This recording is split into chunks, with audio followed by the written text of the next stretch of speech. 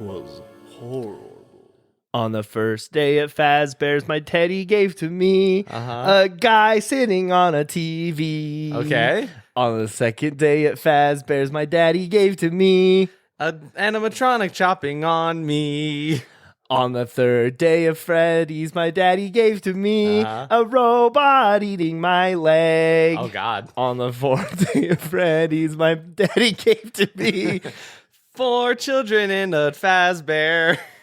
On the fifth day of Freddy's, my daddy gave to me 5 golden heads. I was going to say Golden Freddy's. Isn't that a thing? Yeah, but that's why I say Golden Freddy's heads. Golden Freddy's heads didn't really fit in the format, did it? It really didn't. And I forgot the other 4 things we said, so we're going to end the song here now. Good song, everybody. Good Check song, us out. yeah. We'll find us out on That Was Horrible. Hey, thanks for coming in. Thanks for Spotify. having a great time. We're going to get out now. It's been a great episode. Wait. Hi. Hey. I'm Derek. You're Derek. I'm Isaac. And you're Co-host of Isaac. the podcast. And I'm co-host of the podcast. Yeah. Derek. What podcast is this? I don't know. Which one is this? This is That Was Horrible. Oh, you're right. Not horrible, because that would be strange. We are horrible. You know, like the pun. It's horror and horrible. I feel like at this point we have to reiterate it. We have to reiterate it every like 20 episodes or so. Just so like people understand. Yeah, exactly. Because listen. Because it's a pun, and we were very proud of it. I thought it was fun. Listening. Every time we talk about this, I think all the way back to our first episode, somebody brought chips to the library. I still remember that name. Such a great title. I think that title established our like naming format. Yeah, exactly. Our naming conventions for the episodes. Because like we've had some great ones in there, but I will always hold on to someone brought chips to the library. It was so good. That's such a great title. It was like at that moment when we said that while watching the movie that I was like, we got something. We got something. You know what? Anyway, this is something special. The reason that I always think back to that episode is because in that episode we're like, it's because of a funny pun that I made up to Derek one time about having horrible. And I just like always think back to you saying that, and I don't know why. Yeah. And again, to those who don't know the deep lore on where that name even came from, Derek was talking about the new Pinocchio movie from Disney. That's right. The one with Rod. What the hell's his name? Steve Carell. Tom, Martin Robin. Freeman. Martin Short. What the hell is his name? Martin. Tom. Martin Bartholomew. Tom Hanks. He's Tom Hanks. Thank God. Thomas Hanks. Thank you. No, yeah, the one that Disney made, the live action with the CGI Pinocchio in it. Not the wonderful Guillermo del Toro's Pinocchio. That was fantastic. But also not the one where Pauly Shore voiced Pinocchio that nobody really talked about. Oh, that one. The one with like the really bad, kind of similar to Five Nights at Freddy's animation. Strange, yeah. And honestly, speaking of Five Nights at Freddy's. That's fun. Well, you know what? That's an honorary segue. That's an honorary segue. And the reason it's honorary is because it wasn't very good. It was fine. But it it got the job done. It got the job done. What did you watch this week, Isaac? What did I watch this week? I watched personally. I went to the theater, went out into the world, and braved the forces. I touched grass, and I watched Five Nights at Freddy's with my little computer all the way in the back. Well, like I got my little iPad and keyboard in the very back corner of the theater, typing away for notes. Yeah. We've done that a couple times where we've actually gone into the theater and watched because the there was I think it was just 2, Children of the Corn and Exorcist, right? Yeah. Exorcist Believer, and now this. But this one. time I couldn't make it with you, yes. And so I watched it on my own on Paramount. So this is Peacock. Amazon Crime. Amazon Crime coming to Amazon Prime. Is that like? I imagine a woman with like big. Oh, so Pam is the Pamazon. Yeah, and she's got like big she's from Pamazonia. Oven mitts. Okay. And she's holding a pan and she's spraying Pam spray, not sponsored. And like then what does she spray? What's on the tray, Derek? What's this crime? It's tax fraud. I was gonna say it's a roll of money. That's funny. It's a roll of money. She's spraying with Pam. It's all ones and it's like really small. It's actually like $20. Oh, so it's actually not that much money. Not that much. And then like the doorbell rings. Hello. Oh, who's there? Spray. It's the police. Open up. I've just committed some Parmesan crime. Would you like some? Bang, bang. Yeah, exactly. Pow, pow, pow, pow. They banged down the door. And thus, sorry if we spoiled the end of Parmesan crime. It was all right. It was kind of mid. It was like a 2.5 star for me personally. It wasn't bad enough to talk for the podcast. Don't go look up Amazon crime. It's not real. Hold on. Just real quick. If it's not real, we need to like trademark it. If this is real, I'm actually going to be terrified. Amazon Prime. No, showing results for Amazon Prime. No, show me Amazon Prime. I'm really glad that Google has the ability to rhyme. Yes, thank you. Thank you very much. Because we could probably type in anything and get Amazon Prime. Let's try. I mean... Type in anything. Okay. How to run a podcast Prime. And not lose all of your listeners. It just said Amazon Prime again. When I typed in Mamazon Blime, it gave me slime. Slime? But it's still the first link was Amazon slime? Oh, this is a madam that has slime. Man, slime sounds so good right now. Have you ever seen any... Wait, what? No, what were you doing?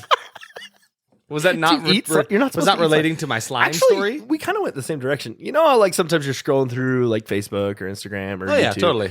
And like some of those like clips will pop up that are like the stupid TikTok voice, like I went to the store and bought, it's like an automated voice. But like sometimes those ones for like the slime makers will come up and they'll be like, this is what a customer said to me. Am I okay to eat that slime? Oh, yeah. This is what the customer gave me. Am I okay to eat the slime? Yeah, you get it. This slime was a little bit green and moldy. Is it okay to give to my dog? Ew. This is my dog slime. Dog slime. My dog found all of the slime coming out of the sewer grate in New York. Did you actually see that? There are pictures somebody posted. Yeah. Apparently there's some safe thing that's going on where they've like put colored dye in water to find like leaks in sewer lines and stuff like that. But someone in New York City found a picture, like found green ooze coming up from the sewer grates on the ground. No, because then at that point they're just watching Ninja Turtles if they just found the picture. No, they posted the picture. But yeah, anyway, there's weird slime coming up out of New York City. Are there rats underground with turtles? Probably not. We don't live in such a fun world. I wish we lived in such a world. You know what else is such a fun world? Five Nights at Freddy's. Freddy Fazbear's is fun. Listen, okay, hold on. No, we got to go back to the point that we were making earlier. This is unprecedented for us. This is the first time that we have both watched the movie, taken notes separate of each other. Completely separate. I mean, you walked into the last like 5 minutes when I was watching I got to experience the ending with him, but like beyond that, this is the first time we've watched and made our notes without each other in the room. And I'm going to be honest right here, right now, candid, first time we've actually talked about this at all. Mm-hmm.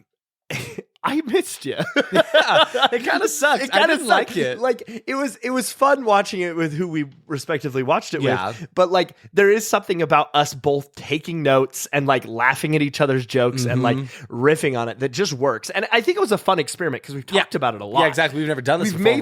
We're like at some point it'll happen, right? Exactly. But not that we want it to, nor do I want it to happen again, frankly. No, me neither. It was fine, but like I think I took more notes because you weren't there, Weird, yeah. Didn't you say you took more notes, too? I took so many notes. I wonder if that time. has something to do with it. That's maybe interesting. We distract each other. Yeah. Maybe it's bad. Well, maybe we should watch them alone. Maybe not, but like I think maybe it's just because like it's like, oh, we'll rely on the fact that like, oh, if he's writing a note there, then he probably got that bit. That's I can true. focus on this one, I guess I do subconsciously do that sometimes. Because I think the same thing. I don't like actively think about that. I'm not like, oh, well, he's writing a note, so he's got this part of the thing down, right? But that it does happen sometimes. Like you type away and like either I see you'll get a different side of it, or it's like he'll cover that when it comes up, because that does just kind of how it flows. We got to flow here. He will be the frosting to the cake in this situation. We disrupted this flow.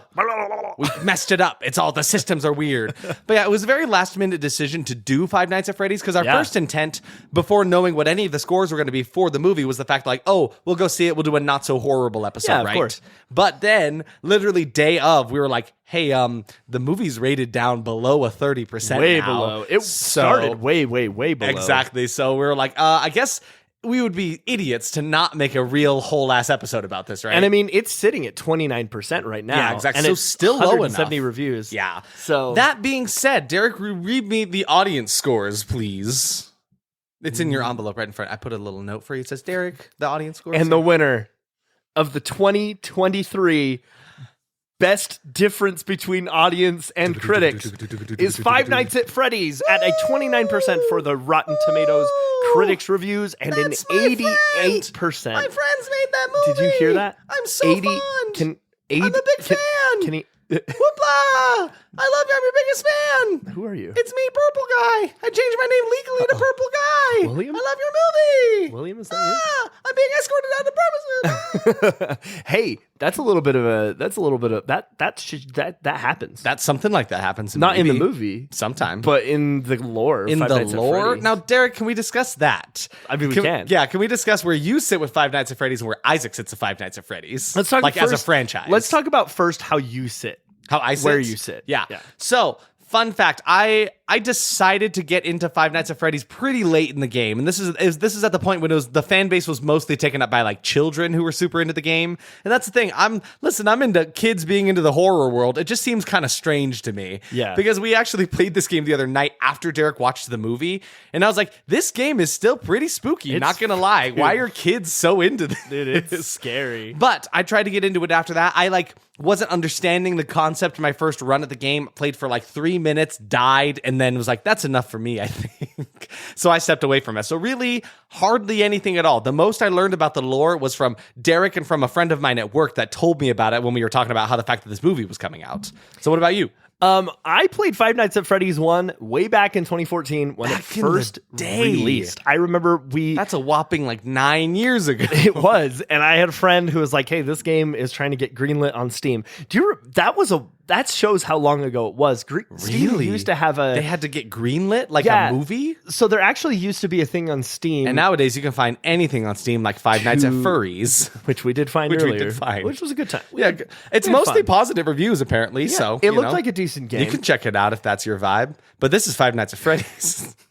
Anyway. What were you going to say? So back in the day, Steam is basically the console for your computer. For those of you who don't know. Yeah. It's like if you had a PlayStation on your computer. Sure. I think that's a good way to put it. Anyway, so back in the day, if you wanted to put your game on Steam, you would put it in what they called their greenlight process, where you would submit your game and then people would vote on it. Oh. And if you got enough votes, then it got submitted to Steam. So it's more community driven. It was a lot more community driven. That's insane. That got dissolved, and now they just ask for money and put literally anything on that platform. It happens. But I remember my friend sent me this, and it was I think I played it in a browser, a demo or something, and I was hooked. I was like, oh, this is terrifying. This is scary. Neat. I hate it. And then it came out on the phone. It came out on Android. And that's crazy. Me and one of my friends would have competitions to see how far we could get on our bathroom breaks. I cannot imagine playing this game on your phone. No, the bathroom. Listen, too. We had a theory that if you had to go to the bathroom, we're talking about the bathroom again. We're doing it again. Too much. We'll keep it short. This is quick. We got a real type 5 on the bathroom. We had a theory that if you had to go to the bathroom, you all blocked up, you play Fright Nights at Freddy's. It'll scare it out of you. Scares you out of you. So that's where I began with Five Nights at Freddy. I went on to beat the first 3 games. Wow. I never beat 4, the one in the bedroom, because it's scary. They're spooky. Yeah, Derek, did you feel fear from these games? Did they spook you real good? Yeah, man. He's paralyzed with fear. Help him. You would think that after playing those games, I would be better at dealing with jump scares and stuff, but no. It did nothing but traumatize you further. You were deeper into the fear. There was something about the difficulty, and I mean, I'm a huge I'm really into hard games. Yeah. I like them hard. Yeah. I just I watched you play the other night and I was like, good Lord, look at you just clicking all over the screen. Your muscle memory came back. It really from did. all the way back in 2014 on the bathroom at work. Well, yeah, okay. Anyway. But anyway, there was just something so appealing about 1, the lore. Yeah. And 2, the way that the game worked, because if you haven't ever seen the original Five Nights at Freddy's, basically you're a guy sitting in an abandoned Chuck E. Cheese, basically, pretty much, and the animatronics, which is tough. It's just the biggest, the most well known. I'm sure there are other animatronic. Yeah, are there other animatronic places that are like Chuck E. Cheese? There's Freddy Fazbear's Pizzeria. There's Freddy Fazbear's. There's didn't Olive Garden used to have a giant sentient noodle? There's Buck Bee's. Buc-ee's? Sorry, that Buc-ee's is the shortened form of Buck BB's is Chuck E. Cheese. It's Charles Entertainment Cheese is Buck Brainiac bees because he's a bee with a really big brain. He's got a huge head on top of him. Didn't do as well because of Chuck. Charles Entertainment Cheese came in. You give me that look again where you're not gonna help me. I just don't know. Well, it started that I was like, I don't know yes, if you're joking. Well, okay, yeah, there's a difference between yes anding and like not knowing if you're telling the truth. This is all bullshit. Well, because there is a place called Buc-ee's in like Texas. This is real? Yeah, I don't know. Texas Buc-ee's? I only know because Emily watches Drawfee a lot. I also watch Drawfee. Yeah. Great YouTube channel. Great, love it. But they talk about Buc-ee's a lot in that. I've never heard of Look this. Just type it in. I didn't know. I don't think they're animatronics though. It's just like I feel like the mascot has to be like an armadillo. That's my guess. No, see. it's like a bucktooth. What? Am I it's wrong? Spelled Is super it not weird. Buc-ee's? It's BUC-EE''S. Yeah. Buc-ee's. Let's see. What the heck is Buc-ee's? It's like a little beaver, dude. Oh. Yeah. There it is. Okay. Yeah. Oh, it's a convenience store. Yeah, they probably don't have an animatronic. Okay, yeah, maybe not. But it's just like it's a convenience store. I mean, you could probably find a Buc-ee's. That could make it convincing. Oh, there it is. I found it. What? There's an animatronic. Just type in Buc-ee's animatronic, dog. Look, there he is. Is he real? Yeah, he's actually kind of terrifying. He sounds terrifying. It hasn't come up, but I'm scared now. Speaking of beavers that are gross and animatronic, did you know, and I'm not giving you trivia, calm down, count trivia, the reason Five Nights at Freddy's even exists is because Scott Cawthon, the creator of the games, he made a game called Chipper and Sons Lumber Co. Whoa. That was a Christian-oriented game. What? About a beaver that was like building a town. How did you manage to segue to this from beaver? This is crazy. I don't know, but that was glorious. That was unprecedented. That was like probably this is like A+ segue. The greatest segue of all time. Oh, I'm going to show you a picture of this, Isaac. All right. And I would like. No. I would like everyone to just type in Chipper and Sons Lumber Co. Have you ever played like Conker's Bad Fur Day? It looks like that. He looks like that, but looks more like that squirrel. Scary. Yeah, it looks like at some point it's going to turn to like that existential, like horrific kind of like messes with your brain kind of horror game. But fun fact about Chipper and Sons Lumber Co. Not a horror game? It is not. It is Completely a family friendly? game. It was supposed to be like for the phone, like a kid plays it and like. But it so just a bunch happened to look terrifying. Yeah. So actually, going back to the green lighting on Steam thing, Scott was trying to get it greenlit on Steam. Yep. And certain reviewers getting Freddy's or Chipper and Sons. Chipper and Sons. This is before Freddy's even exists. Yeah. Jim Sterling, they're a YouTube personality. Yes, there you go. That makes like whoa, I devolved. You love YouTube. Go back. You know these words. I know. Let's go back. Jim Sterling. Yeah. They are a YouTuber that creates reviews similar to us, but they review all sorts of stuff. They are actually like kind of claimed at being one of the people who were like, this game is terrifying, not on purpose, but it is so scary, it should be a horror game. So Scott Cawthon was like, well, I mainly make Christian-oriented games, but people seem to think this one's really scary. So funny. Maybe I make a scary game. I make Christian-oriented games. Now I'm going to make horror games. So immediately after that, he made the original Five Nights at Freddy's. That's crazy. And it released on August 8th in 2014. 2014. That's crazy. Yeah. That start though. That's wild. And I just thought it was so funny that it started really with a little beaver. And if you look at the beaver, if you look it up, he looks like he kind of looks like Freddy Fazbear. It does look kind of similar to Freddy. Like he's got some of those proportions. I really think that he took that character model and just made him actually creepy. I mean, like, because if he's like, well, if people are scared of this, might as well lean into that and make it intentionally scary, right? Yeah. Which is funny because of all of the creations that there are and like the original, let's just talk like Five Nights at Freddy's, the first one. Yeah. Of the four of them, right? Yeah. The one of the least scary to me is Freddy. Oh, absolutely. And I think it's just because he's the face of the thing, right? So I see him in a friendly manner, right? Yeah, but sure. The other ones are definitely scarier, I would say. Like for me, let's see, going from like least scary to most scary, it's pretty obvious who the most scary is, but we'll work our way up to that for the suspense of it all. But like least scary, just because I feel like he's the most friendly, is Freddy. Then like second least scary is probably Chica, I would want to say. Really? Because I felt like Bonnie. Bonnie, maybe. I guess just because like I find like the duck face, like yellow colored, not that scary to me. Well, because Bonnie's like blue, darker color. Every time I close my eyes, I see a yellow duck.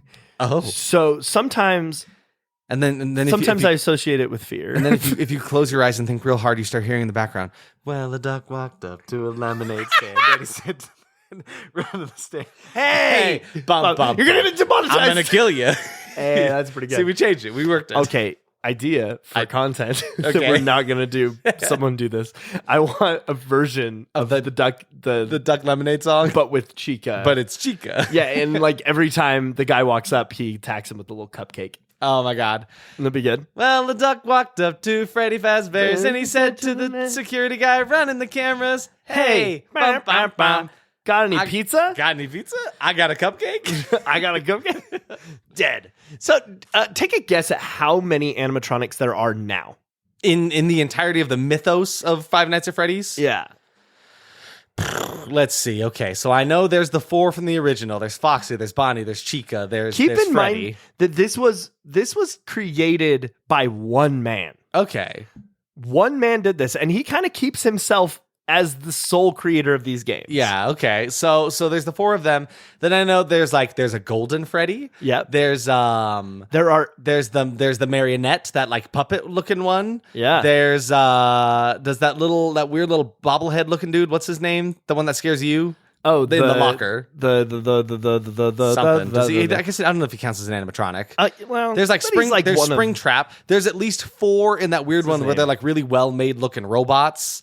I'm going to go with like 15. 15? It's Balloon Boy, by the way. Balloon Boy, that's what it is. Yep. Okay, I'm gonna before I give you the exact number, I need you to realize in the 9 years since its conception, there are now 8 mainline games. Oh geez. And 6 spin-off games. Oh geez. There's also Dreadbear, who's like if Freddy was Frankenstein.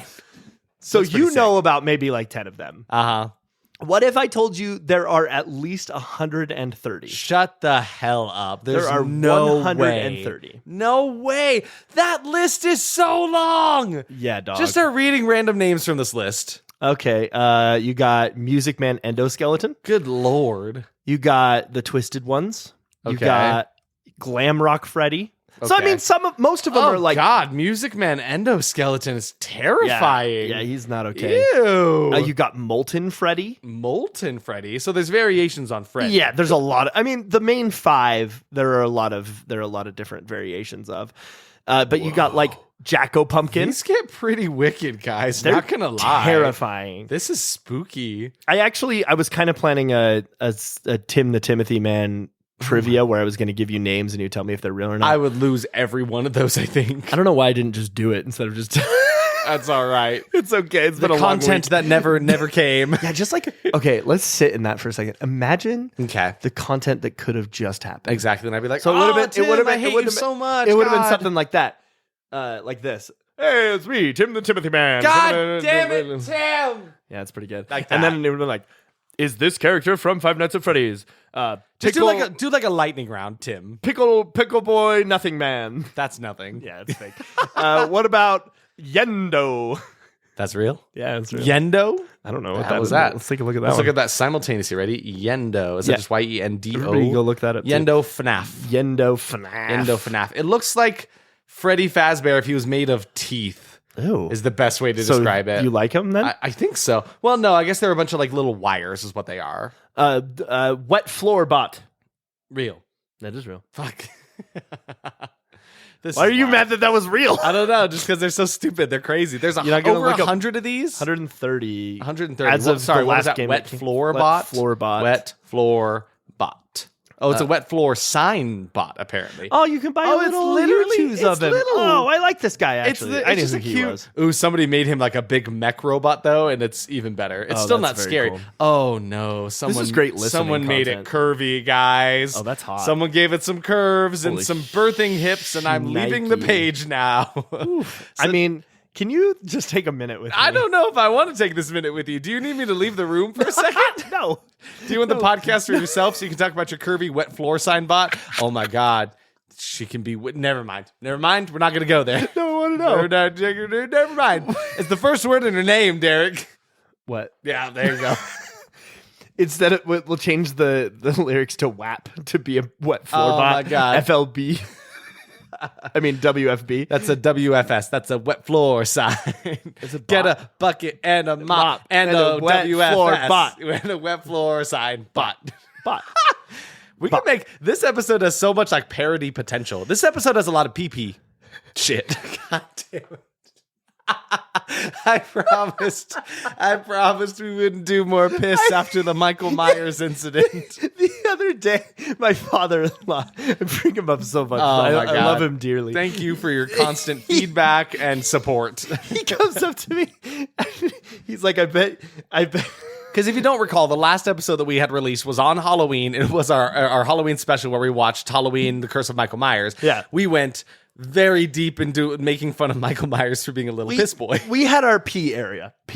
Yeah. So like, Taylor Swift eras? Yeah, exactly. We had our or like, era. when like an artist, like a painter has like a blue period. This is our P period. Anyway, he comes up to me after we did a little concert and he was like, wow, I bet you guys had a hard time holding your pee that whole time. I was like, no, I didn't mean to. He's like, you guys went a little far with that one, huh? Yeah, it took a little far. We did, and we're sorry. We are so sorry. It was for content. So anyway, I don't feel as bad about all our segues in this one because we've been talking about it. Works out. There's a lot of lore to be had here. Yeah, so we're eating good with Five Nights at Freddy's. I don't really want to talk too much about the lore of the games. Yeah. One, because I'm not an expert. Yes, and two, there is so much. That's the thing. Like we would miss stuff. Books, there are things we would miss out. Like we wouldn't get right. Like, and I don't want to. Yeah. I don't want to try at that, especially since you're mostly the guy. I watched the movie as a guy who knows next to nothing about Five Nights at Freddy's. I think is really good. Yeah. I think I'm very interested to see where we both ended up on the spectrum. Which is funny because I can actually like pull up something here just to start us out. Critics' consensus here, which I didn't know was a thing until I was looking at Rotten Tomatoes page. It says, loaded with Easter eggs, Five Nights at Freddy's may be fun to watch for fans of the game, someone like maybe Derek, but most viewers of any other persuasions, i.e. Isaac, will find this adaptation muddled and decidedly unscary. Interesting. Yeah, so it's like we'll see how we sit by the end of this thing.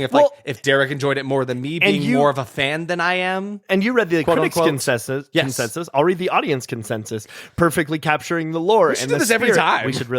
We should perfectly capturing the lore and the spirit of the source material. Five Nights at Freddy's is a long-awaited treat for fans of the game. Very different things. Very different. I mean, and it's 60% off from each other, right? Yeah.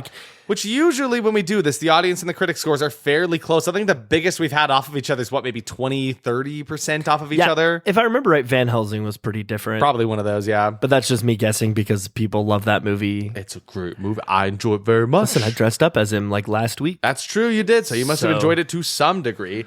Yeah, so 30%. Van Helsing is 24 and Van Helsing is, or in the audience is 33%. Or sorry, I did try that again. I did math actually. 33% higher. There it is. 33. So anyway, you got any other info? I will give just like a real quick. Real quick. It is going to be real quick. Basically everything you need to know about the games. This movie is potentially following the first game. Yeah. Is what I was led to understand. Okay. And after watching the movie, I see the point. Basically, in the games, you play as someone who is hired to watch the facility at night, which is now defunct, right? Which is now defunct actually because there was an incident at this facility where a kid was bitten. The bite of 83. The bite of 83. I learned that. I'm learning lore. You are, and I'm proud of you. And then it turns out that basically, if a animatronic kills a child, or if a body part of the child is put into an animatronic, then that child their soul will possess the animatronic. Yeah, exactly. That's basically all you. I'm gonna leave it there. I think that's really all you need to know about Five Nights at Freddy's. There's a guy called the Purple Guy, William Aston, who kills these kids. It's so much deeper than that, though. It goes Derek was almost like a child murderer apologist earlier when we were talking about the movie. you can't just put him in a box. In that box. Yeah, there is so much deeper than that. He lost his child. He lost his job. He lost his entire career. This thing he built with his friend, and there is just so much more to that character that isn't given to anyone except for in cryptic notes throughout the games. And it's the reason I like the series so much is one, I'm a 6-year-old boy, and two, I tried to say that. And two, I really love this like meta journey, right? I love this like outside of the game, there is so much to be had. Do you know how they found out the name of the first kid who died by an animatronic? How'd they find it out? When the game recently, they have a little book that like is like a companion guide to some of the games. Okay.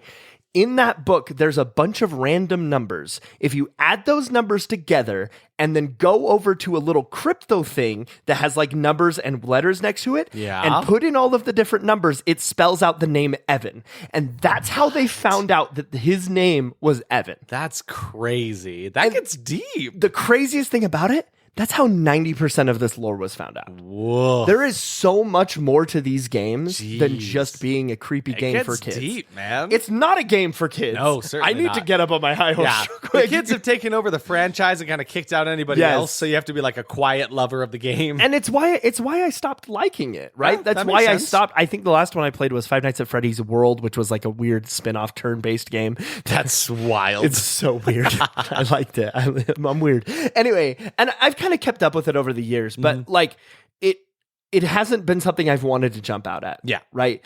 Like I stay my distance because every kid in the world is like, FNAF! Yeah. I'm a FNAF! FNAF! I went as purple guy for Halloween! I mean, literally that concert that me and Isaac performed at yesterday, like there was a kid dressed as purple guy. Yeah, it was like a little costume contest going on. We had different age groups going on, like, kids like 3 to 6, and then like 7 and whatever. Yeah. Teenagers come up. One teen was dressed as the purple guy from Five Nights at Freddy's. And he had a flashlight, and that was his whole costume. He had a purple shirt and a vest on. I mean, that's all you need. We love the effort. So that's enough about the games, but I think it was important because this is a video game adaptation. Yeah. And I think everyone should at least be on the same page there. Totally. If you are interested in more, there is a buttload of content on it on YouTube. Yeah. I think the story is super interesting. I would recommend this for you as well. I'm honestly curious to look into like where it goes from there, because the movie had me wanting to learn more, right? Yeah, absolutely. But I do also feel like I enjoyed the movie a little bit more than some fans might, just because I know some people were being like, oh, well, they went against the lore here and things are different now. Exactly. And I'm like, I didn't notice that, and it didn't bother me just because I wasn't aware of what it was before I saw the movie, right? And so I feel like I was at a somewhat of an advantage that way, but like now it has gotten me to a point where like I kind of want to check that out. There is a video by Wendigoon on YouTube that's probably, I've watched a couple different videos. I would say that it's probably the most comprehensive. It's like an hour and a half long. Okay. But you can just turn it on and listen to it, and it just basically podcast style like us gives you the lore of the games. It is interesting for anyone. I'm not just like saying this as like a fan. Like, it is just an interesting story. There's a reason that it has exploded. Yeah. But you can of course watch like the Game Theory channel. They built their entire channel off of Five Nights at Freddy's. Makes sense. So yeah. That's it. You got stats about the movie itself now? Are we done? No, that was the whole podcast. We got a lot. We got a couple more things to cover here real quick, i.e. the whole movie. Yeah, so let's talk about the movie now. I'm gonna try not to bring up the game the rest of the time. Unless warranted. As we were discussing, the Rotten Tomatoes score is 29% for the critics, 88% for the audience. Letterboxd is sitting at a 2.6. IMDb is at a 5.6. This movie was made with a $20 million budget, and the box office ended up at $149 million, which is insane. Yeah. And I mean, okay, we knew that was going to happen, right? Like, absolutely. This was a pretty big deal. This movie was in production for like 8 years. Yeah. And they finally released it. So of course it was going to be big. Fun fact I found online that I had to take a screenshot of because I knew we were going to do an episode on this. Five Nights at Freddy's made a total of $10.3 million during Thursday night previews domestically. That's insane. In comparison, Nolan's Oppenheimer made $9 million during the same time. So this is a massive success for the studio. Sorry, Mr. Oppenheimer. Sorry, Oppenheimer. The children and their love of this video game kind of did you out. It's actually like the irony is kind of weird there. Yeah, I guess because so. Like Oppenheimer is a horror in real life. Yeah. Right? It is that like psychological, like, it is surreal real horror. Surrealist. Like, yes. And then this one is like completely outside of the realms of possibility, terror. But also, it's like a lot of kids and adults now have been to a Chuck E. Cheese and been like, hey, that's a little spooky. Don't really like that a little bit. Charles Entertainment Cheese never scared me the most, but all the other ones up on stage did. Holy crap. Yeah, what's up? Charles Entertainment Cheese? That's his full God-given legal name. That's his name? Yeah, dude. Chuck E. Cheese isn't just like Entertainment Cheese. Here on his Wikipedia page and everything. What? Charles Entertainment Cheese, or Chuck E. Cheese for short, is the mascot. Heck? Remember how they did a redesign on him to try to make him look cool and fun? That's not as fun anymore. Yeah, isn't he like a cool guy now? Yeah, he like skates and stuff. He's like, yeah, I'm a cool guy. Yeah, I'm a cool mouse. Give me the chili dogs. Oh my God, I'm looking at these people and they're still terrifying to me. So anyway. Oh my God. Oh my God. As of today. They're so scary, Derek. As of today, November 2nd, Five Nights at Freddy's has grossed $94.2 million. Insane. That is just the US and Canada, $60 million in other territories, with a worldwide total of $154 million. I mean, good on them. That's just the year of our Lord, November 2nd, 2023. So, kind of crazy. It released alongside a couple other movies. It was projected to gross around $50 million, but it only made $39 million on its first day. Okay.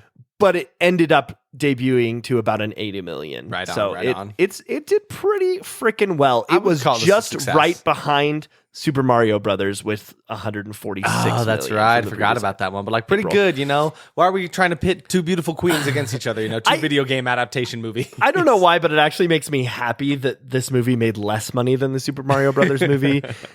I mean, it just like sounds not accurate, because I'm right? like comparing them, because they're both well-loved video game characters, but like it just follows the same trend that everything does, where like horror doesn't always sell as well to the masses. You know, it's harder.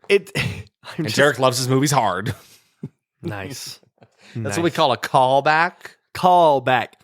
It's when you dial your phone and you go call back, and then you're like waiting. Why isn't there anyone on the phone? But then calling Charles Entertainment. But then you hear like this. Like, what is going on? Who am I talking to? And then you hear like a and then you hear like a you're like, oh, I called his back. Oh. Did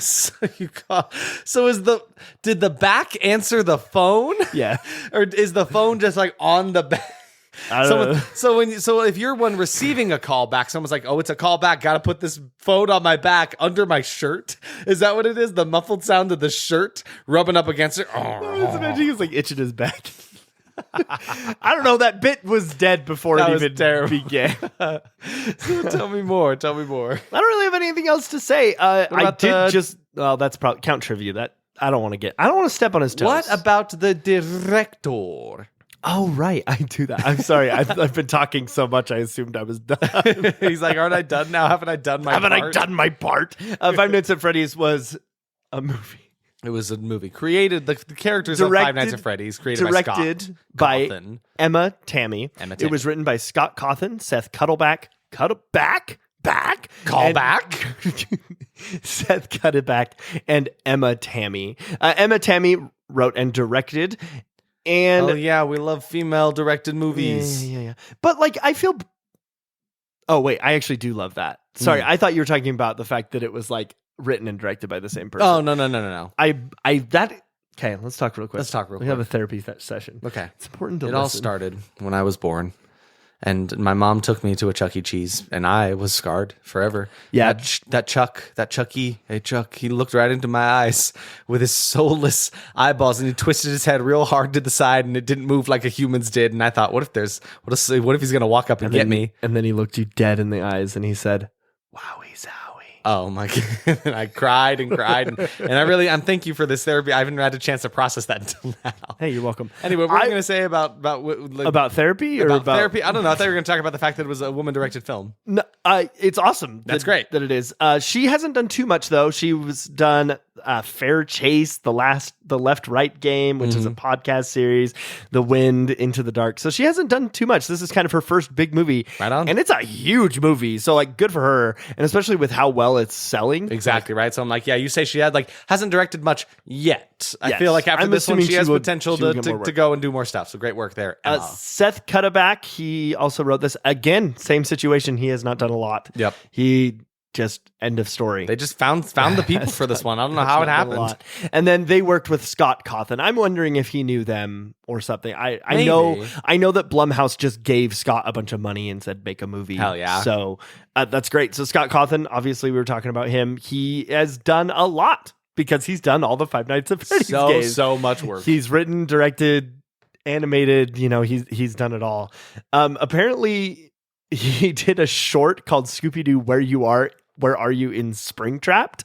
What? Yeah, he wrote. He did that one? Wait, I remember seeing that. Did you watch this? Yeah. Is this the one I watched with you? It's like still animation. It's actually really cool. Wait, yes. Yeah. He wrote it. Go check that one out. It's actually super neat. That is really It's cool. a really interesting concept to take like a modern monster. Is this the one that was done by AI? Yes, though? it had some AI used to get the lines, I think, something like that. Yeah. It was a kind of a tough toss up for me. I'm like, I don't know how much I can enjoy this. I was loving it until I read that, and then I was really disappointed. But then we found out it was like to some minimal degree, right? It's still either way. Check it out. It's pretty cool. I'd watch it. I mean, and it's cool that they worked with Scott Cawthon on it. Yeah, so. I didn't know that he was a part of that. I thought it was a completely fan-made thing. And I mean, maybe he's just credited because he wrote the characters, probably. But at the end of the day, he's credited on IMDb. So that's super cool.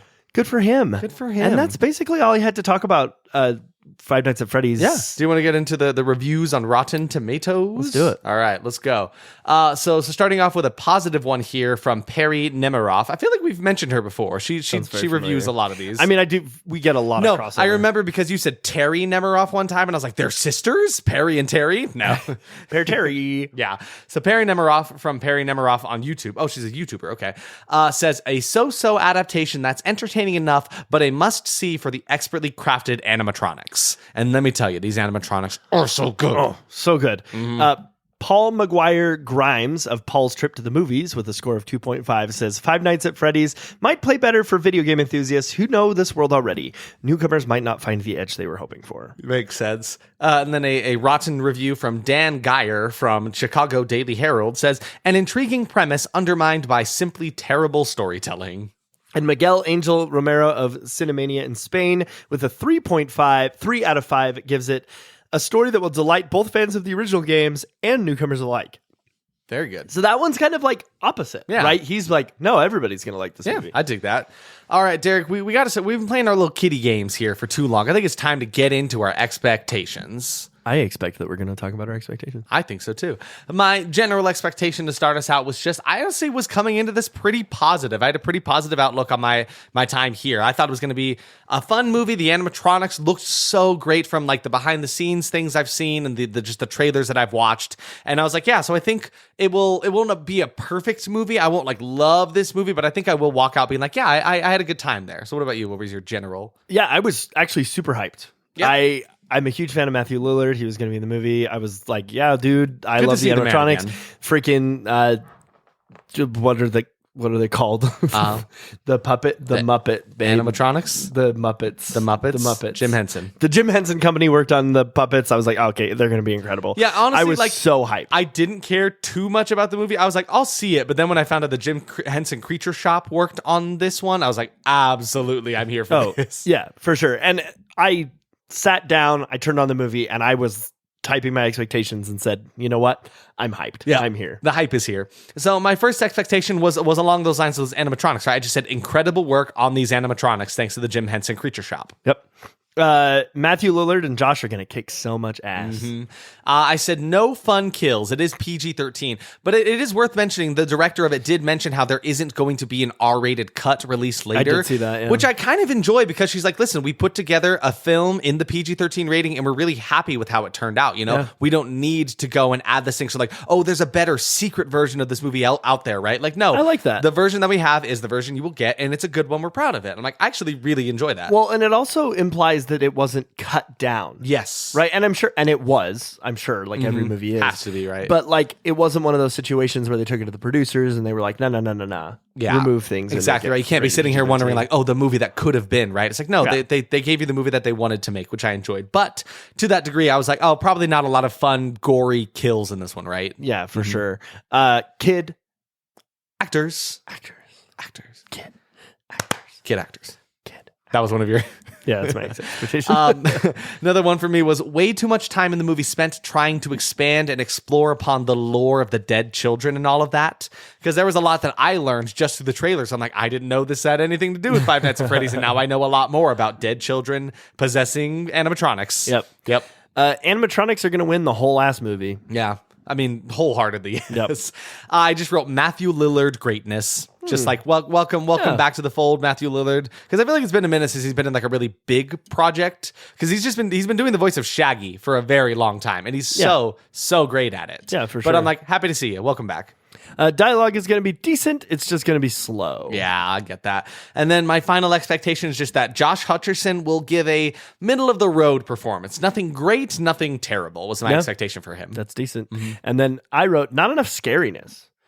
Oh, okay. I mean, I don't know why. I just expected them to tone it back quite a lot for like a general... I mean, I guess this would go into like a general expectation for me is... The movie had to tote a balance, right? It had to be good enough for the fans, but also it had to be a movie that kids could go with their parents. I wonder about that too, because we've talked so much about how like the fan base is primarily like dominated by like children who enjoy the game, right? And teens, right? So it's like I'm sure they probably had to think about that consciously, be like, we have to find a way to market this and make it a movie that kids can go see and parents would let their kids go see too, right? So I'm curious if that might have played into it at all. I'm sure it did. Yeah. All right. So that's that. Yeah, you ready to press play on this game? Nice. Here, let's hop in. Press play. Let's turn on our little security monitors. Hello. I'm sorry. I don't say anything because in this situation I'm the protagonist who is silent. So. Oh, nice. If you didn't get it, that was a reference to the beginning of the game. Yeah, because that's how it always starts. The voice like talks to you over the thing. But we start out and it looks like someone is trying to escape. There's a security guard frantically getting away from something through the vents. And we see like already in this first opening sequence, we get really cool shots of like this silhouette of Foxy. Oh, man, I was so excited. Who I didn't get to finish my ranking beforehand, but it definitely goes like Freddy, Chica, Bonnie, Foxy is the scariest to me. Oh, 100%. Foxy is terrifying. And Foxy is the one who, at least in the first game, as far as I know, like books it towards you. You turn on one of the cameras and it is like beelining it down the hall. You have to keep your camera on Foxy or else he'll run at you. It's terrifying. It's actually so scary.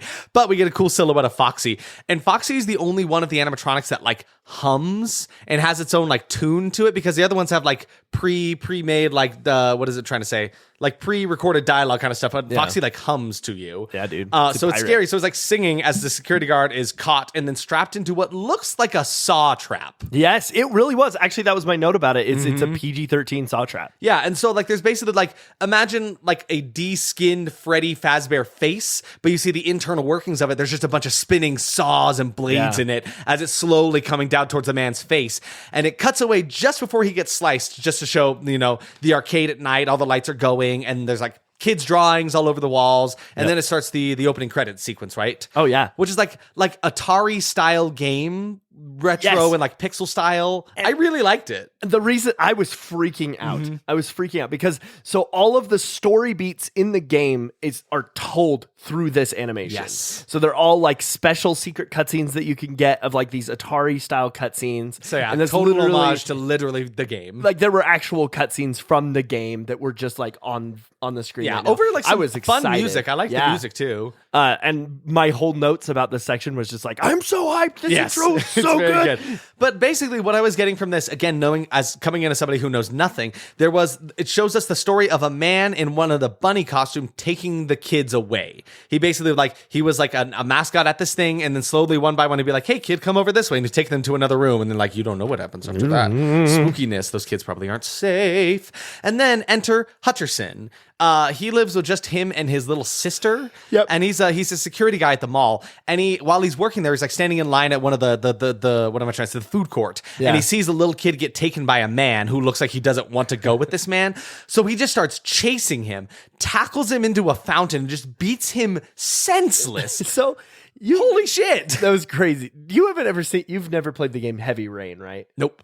So in that game, there's like this sequence where a kid goes missing at the mall. Yeah. And then his dad walks around and like you have to press a button to call his child's name. Yeah. Trying to find it. So he's like just yelling. Like what is it, Luigi's Mansion where he's like, Mario? Yes. Mario. Exactly like that. But he's like, Jason. Jason. I was laughing really hard at this sequence though, because he's like, oh, he's pulling a Jason. He's trying to find his son. Yeah, it turns out it was actually just that man's son. He just took his son away. The kid was just like watching his dad get beat up. He just like aggressively beats this man up in front of his kid, like without asking any questions or anything like that. He just like jumps to force. Yeah. So we're already given the vibe that like, okay, so his character's got some issues. He's got some problems he's trying to work through. So then after that instance, definitely some big trauma. But then after that, Matthew Lillard is here. Hey, Matthew Lillard. His name is Steve Raglan. He's like a career counselor. And he's basically, he's talking about how like Josh Hutcherson's character, Michael, he can't keep a job. He's got a lot of anger problems, and he's trying to help him find a job, but that's going to be difficult with his track record, right? Yeah.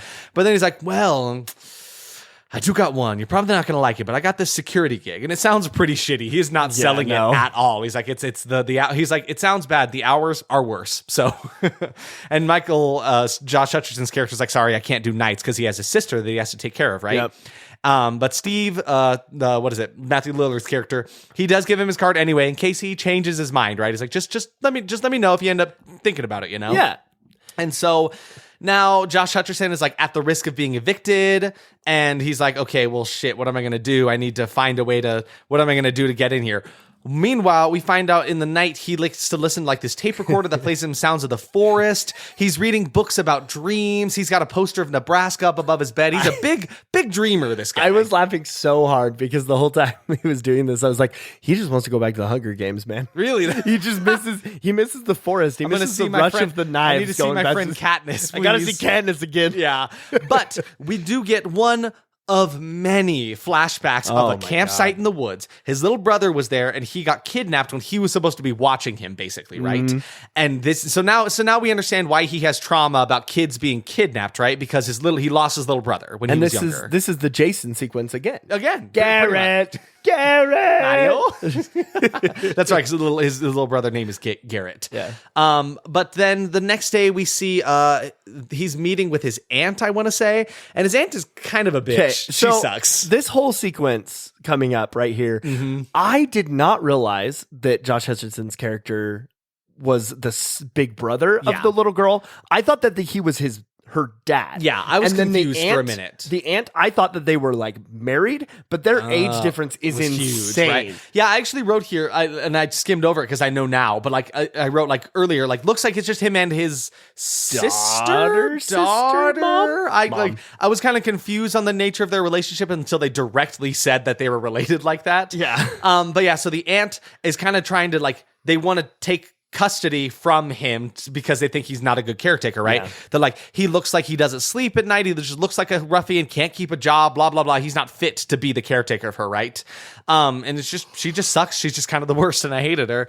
And so while she may just always sit and draw, because that's really all his little sister does. Do you remember her name is Abby? Is that right? Abby. Yeah. His little sister Abby just like sits and draws her imaginary friends all the time. She does like Michael. Like she doesn't show it in many ways, but she does actually care about him. They do have a cute little relationship between the two of them, right? I did enjoy their relationship. But yeah, so he needs a job in order to be a good caretaker, right? So like he calls Steve Raglan, Matthew Lillard. Matthew Lillard's character, and he's like, all right, I'll take the job. I got to do it. I need something. And you're really the only man that's giving me an option, right? So they're giving him a little bit of like a backstory on Freddy's as he drives up again, just talking about how like it used to be a fun arcade. It's something bad happened. Now it's no longer an operation, all that kind of stuff, right? So it's all abandoned and broken down, but the electronics still work, but they're a little iffy. Like they're kind of like lights flashing on and off and sparks flying a little bit. Yeah. But over the phone while Matthew Lillard's talking to him, he says the owner won't tear it down because they're a little sentimental.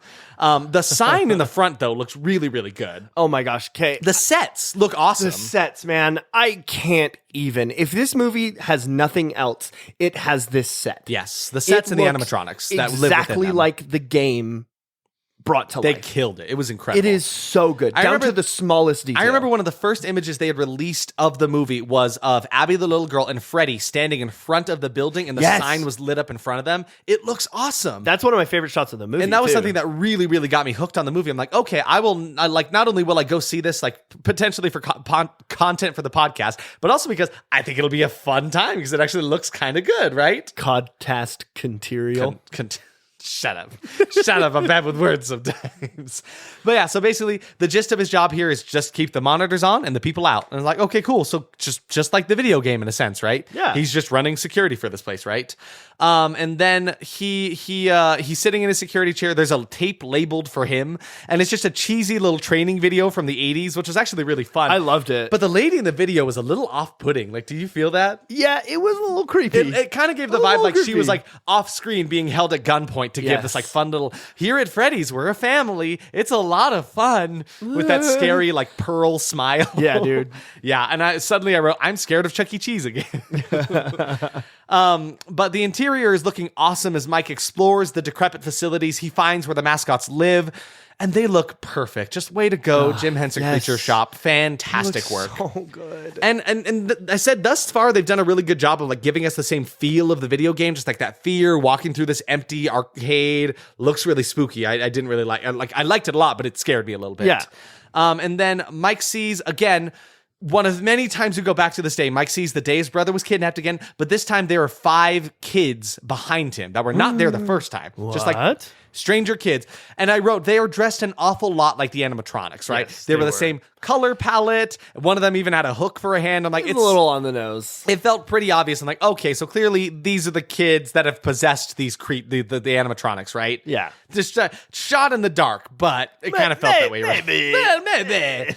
But so yeah, they run away into the woods, and he wakes up because he's just sleeping on the job again because he's dreaming. Because, well, we'll get into why he dreams so much later, but like there's a big part of his character where he's talking about like dream theory and like memories and all that kind of stuff. It comes up later, but while he's away, he has his friend Max babysitting for him. And she's doing it as a favor for him. Like he's not paying her. He even mentions like, hey, I promise at some point I'll pay you for this. She's like, don't worry about it, man. It's fine.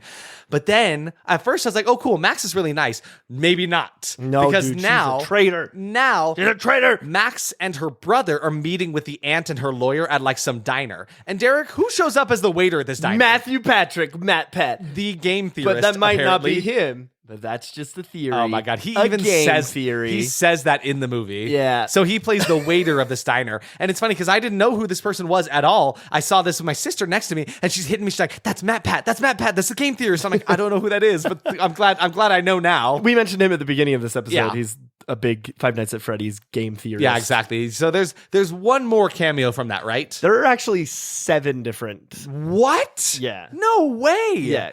I know, spoiler alert, there was a huge thing that people talked about because known YouTuber Markiplier was apparently supposed to be in this movie. He was offered a cameo as actually the security guard from the very beginning of the movie, but because he's working on his own movie, Iron Lung, he couldn't work on it. But yeah, so that was the thing. So he was one of the cameos that didn't happen. You're telling me there were 7 of these? Yeah, hold on. That's nuts. Hold on. I'm holding on. I'm pulling it up. I should have had it ready. I did have it ready on my other computer. Yeah, that's all right. So Razbowski is another YouTuber. He is the employee of the month. It's a subtle nod to him. Oh, so this is just like a picture on the wall? Yeah, this is just like little cameos. That's fun. Right? I like that. So you've got Bazamalam. Mm-hmm. Who is somewhere in the movie? Yeah, this doesn't say. Yeah. Oh, he's another employee on the wall. Sounds like there's probably a couple that are Fusion just filling Z that Gamer wall. is another one on the wall. Daco is another one on the wall. 8-Bit Ryan is another one on the wall.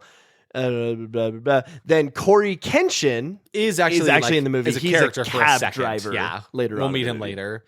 But still, it's kind of cool. That is neat. Yeah, I like that. I wonder, okay.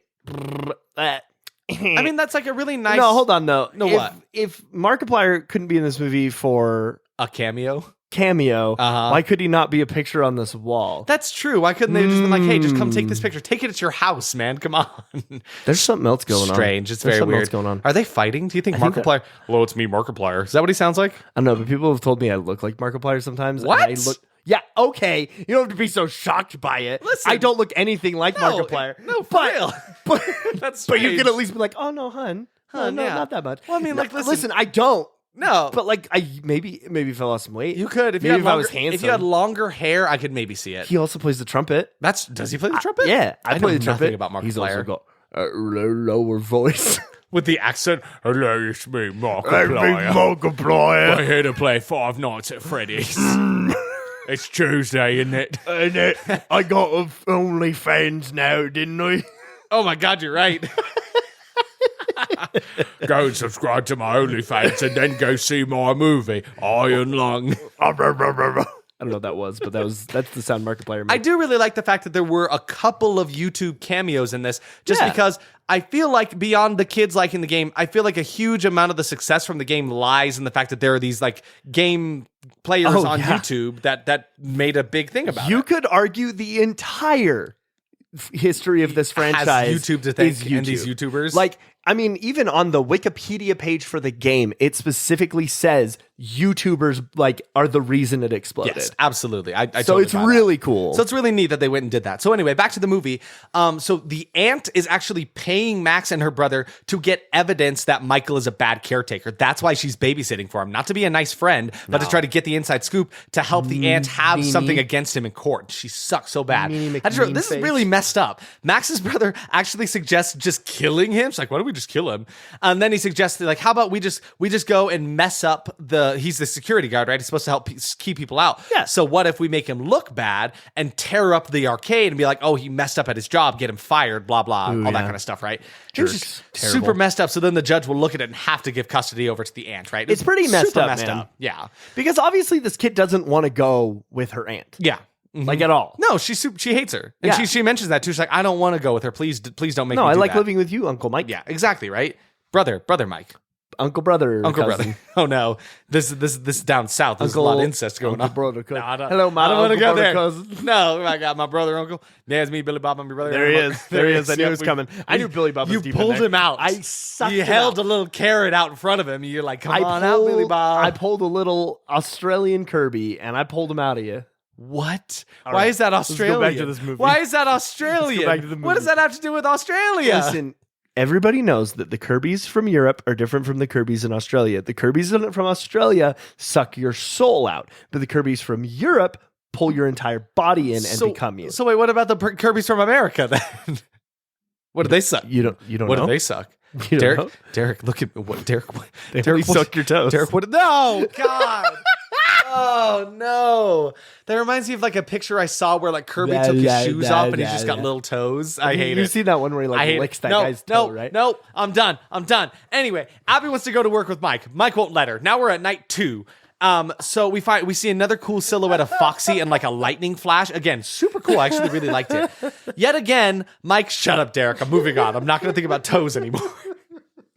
Mike is dreaming yet again. He sees the kidnapping. The kids are back and he tries to talk to them. There's this really cool effect that I kind of liked where it's weird blurriness over their faces where like you look at them and like their faces get blurred over and then they get unblurred. Did you notice that effect as you're watching? Yeah, it was weird. Yeah. Some people actually I saw on the internet, people were like, did anybody see this? Was this a mistake? I'm like, no, that was definitely fully intentional. I thought it was kind of a neat effect. It was cool. Yeah. And then one kid with a hook stabs him and then screams at him with these bleeding black eyes. Okay, this made me laugh. It was kind of unexpected. Well, it was unexpected, but also the kid was like smiling. Yeah. It's like they took a cut while that kid was like laughing at like, something. okay, no, stop. It's me, David Lynch. I'm kid actor. I'm kid director, David Lynch. I need you to know it's too happy. I need you to cry a little more sad, little okay? boy. Oh, that's beautiful. You've gotta laugh less when the camera's on. You gotta laugh less when the camera. No, that's too happy. It's too smiley. Now, let me tell you about. I'm going to tell you about a little baby, and it looks like a worm, and your life is terrible, and your wife hates you, and everything's in black and white, and you're going to live in this awful dream world, and it's called Eraserhead. Yeah. Little boy, you don't understand. You don't understand. Most of the fear. I'm going to give you existential dread. I feel like David Lynch has a superpower, much like Ghost Rider from Marvel, where he has like this penance stare, except it's like it's existential dread stare. Yeah. Okay. Existential. Existential dread. Existential dread. Yeah, exactly. And that's David Lynch for you. I love David Lynch. Anyway, directing this kid, he was still laughing on camera. Is that what you liked it? That's you were laughing at it? Yeah, I just thought it was funny. So the electronics are going haywire after he wakes up from this nightmare. There's crazy lights and the music, so he goes and resets the breaker. Then there's someone at the door. There's somebody at the door. There's somebody at the door. And she just lets herself in. It's a police officer. And she helps Mike with his bleeding because like even though he got stabbed in the dream, he is bleeding in the real world now, which means it didn't just happen in the dream. It's like Freddy Krueger or some shit. I know I wasn't going to bring up the game. You said you weren't going to bring up the game. unless provoked. In the first unless prompted? What do we say? In the first game, I mean, granted, there isn't a ton of story to be had in the first game. One of my concerns that I had noted at this point in the movie was how different it was feeling. Yeah. Because, so, Vanessa's here. In the first game... the introduction of Vanessa, things started to turn a little bit. Yes, because I didn't actually realize that there were actually 5 subsequent nights in the movie until right now. Oh, wow. Yeah, I had actually made a note. I was like, it would have been nice if they had done the 5 nights. Yeah, because in the video game, it gets progressively harder as the nights progress, right? And that doesn't really I mean, there are 5 nights in the movie, but I don't feel like it gets progressively harder. Right. You just my God, it's 5 nights at Freddy's. And I do really like that. It's like Subway. Where I was... It's a sub, and you have it your way. You gonna bring that up? You gonna tell people? We mentioned that already on this podcast. Probably. Maybe we have. Derek was excited to find that out. That is a sub. Yeah, it's great, and it's 5 nights at Freddy's. I'm not even. No, I'll roast myself here a little bit. I did not. You said it goes over 5 nights. I'm like, yeah, that's really cool. Oh my God, it's the name of the movie. That's real. Did you really? I really did not even make that connection. No, that's hilarious. Because I'm stupid. Well, did you think it was at Freddy's? I guess so. Or Nights at Freddy's? NAF. Nights at Freddy's. NAF. FNAF. Popular franchise NAF. NAF. You guys go play some NAF? But it's Freddy's, like IES, not YS. It's Nights at Freddy's. Nights at Freddy's. It's a Christian game. It's a fun, happy, wholesome Christian game that scares people for some reason. You go over to your uncle's house and you play Freddy's. Yeah, exactly. Nights at Freddy's. And Freddie Mercury's there. Where were you going? Well, and Freddy Krueger is there, and Freddy Voorhees. Freddy Funko is there. Freddy Voorhees. Okay, where I was going with that before we derailed is, what was I going? I remember. No, this is where, like, I understand that the first game didn't have a lot of story to go on. Yeah. But I think that what they should have done is taken longer for the reveal of the ghost children. Yes. And also it felt like it was pretty obvious right early on. I'm like, okay, I mean, so they there's talked ghosts about it in the possessing trailer. the kids, right? I think or the animatronics. Personally, and maybe this goes into my final thoughts on the movie, but I'm going to talk about it here because it fits. Yeah. One of my biggest disappointments with the movie overall is they didn't just focus on that plotline. Yes. Because I think that storyline is very interesting. But Scott, I think part of the problem was that the main writer for the games wrote the movie because he is so jaded at this point. I mean, I'm sure he's not, because he's still making the games. He's making a ton of money. But he is so used to the story at this point. He has it all in his head. He thinks that everyone knows the ghost children storyline. Yeah, it's kind of like how like every Spider-Man movie gave us like the origin story of like, Uncle Ben dies and he becomes Spider-Man, blah, blah. And like newer Spider-Man movies have stopped doing that because everyone's like, you guys get it at this point, right? But I don't like that. I wanted that storyline, right? I wanted this guy to go in and uncover that story as he went. And I mean, he kind of does progressing from in a sense, but I definitely feel like it kind of goes its own way with this little more original plot line with Michael and his missing brother and goes too far with that. Yes. And kind of leaves the core of the movie a little behind a lot of the time. Most of the time. Exactly. And that's why I feel comfortable talking about it right now because like it really isn't really mentioned. And when they find out about it in just a few moments, or maybe it's in the third night, Vanessa just flat out says it. Yeah. She just flat out says it and they talk about it and then it's done. Yeah. It's like, oh, cool. They threw away the core of the franchise. Exactly. That should have been like the big drop, right? Yeah. And when it happened, I double took. Yeah. I was with my ears flipped back and forth because... Can you imagine? I'm going to do a triple take with my ears. And I don't know. And it was confusing to me because I know Vanessa is one of the main characters in the most recent Five Nights at Freddy's game. Oh, okay. And so she's not a completely original thing made for this movie. But she's completely different. Yeah. Her name is just the same. Yeah, so it's just coincidentally the same name. But she's also a security guard. So but that confused me because I knew about her story in Security Breach. Yep. That's probably not the right name. But so I was like, okay, like then is she going to be that character? But then she didn't end up being that character. So I was just, when Vanessa got here and they started talking, which is what's happening, we'll go back into it.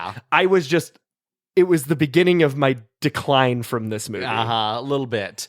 But yeah, so basically Vanessa shows up here. She tells him she used to love this place as a kid. Her name's Vanessa. She tells him her name. And she says she like keeps up on this place from time to time because she loves it. She like keeps it in her cop route or whatever that is, right? And I just wrote, she's going to be our lore person now, because then she starts telling him about how like all security hires here quit pretty quickly. And then she turns on all the lights and takes him to formally meet the gang of animatronics, and then drops a bomb about the kids there have been kids going missing, which again is like, us as audience members, we know this. Yeah, we did. It's been pretty obvious to Josh Hutcherson's character, Michael. He's suddenly like, what? Nobody told me there were missing kids. What? Which again sets him spiraling on his missing brother plotline again, which goes so far from the core of this movie. But then, yeah, she pushes this big button that says showtime. And then the animatronics start dancing to that song, Talking in Your Sleep from the 80s. I really like that. She's a strange cop, but she gives us a little tease of like what went down here at Freddy's and stuff like that, right? Yeah. But then they leave the next day, and then Max's brother comes in to tear up the place, right? Like he said he was going to for the aunt. And I just wrote, what assholes. I can't wait for them to die. And they're doing a pretty thorough job, but then something's coming. Ooh, I think there's 3 of them that are in the building right now. Yes. And then Max is like lookout on the outside. So like there's technically 4. The three men on the inside, and then Max chilling in the car. So, but yeah, something starts coming. One of them opens up a fridge and sees Cupcake in there. Its eyes open up, and then it's gone. Then Chica has it in her hand, and then the Cupcake lunges at one of the goons, munching up on his face. This looked incredible. This was like probably one of the best sequences in the whole movie. If this sequence had been an hour and a half long, would have loved it. They would be my movie of the year. Yeah, absolutely. It was fantastic. Yeah. So one goon is running away from whatever the danger was. He locks himself in a room with Bonnie, the blue one. Yeah. And then what am I trying to say? Their production value floors me. Oh, just because they look fantastic. Yes. They look super awesome.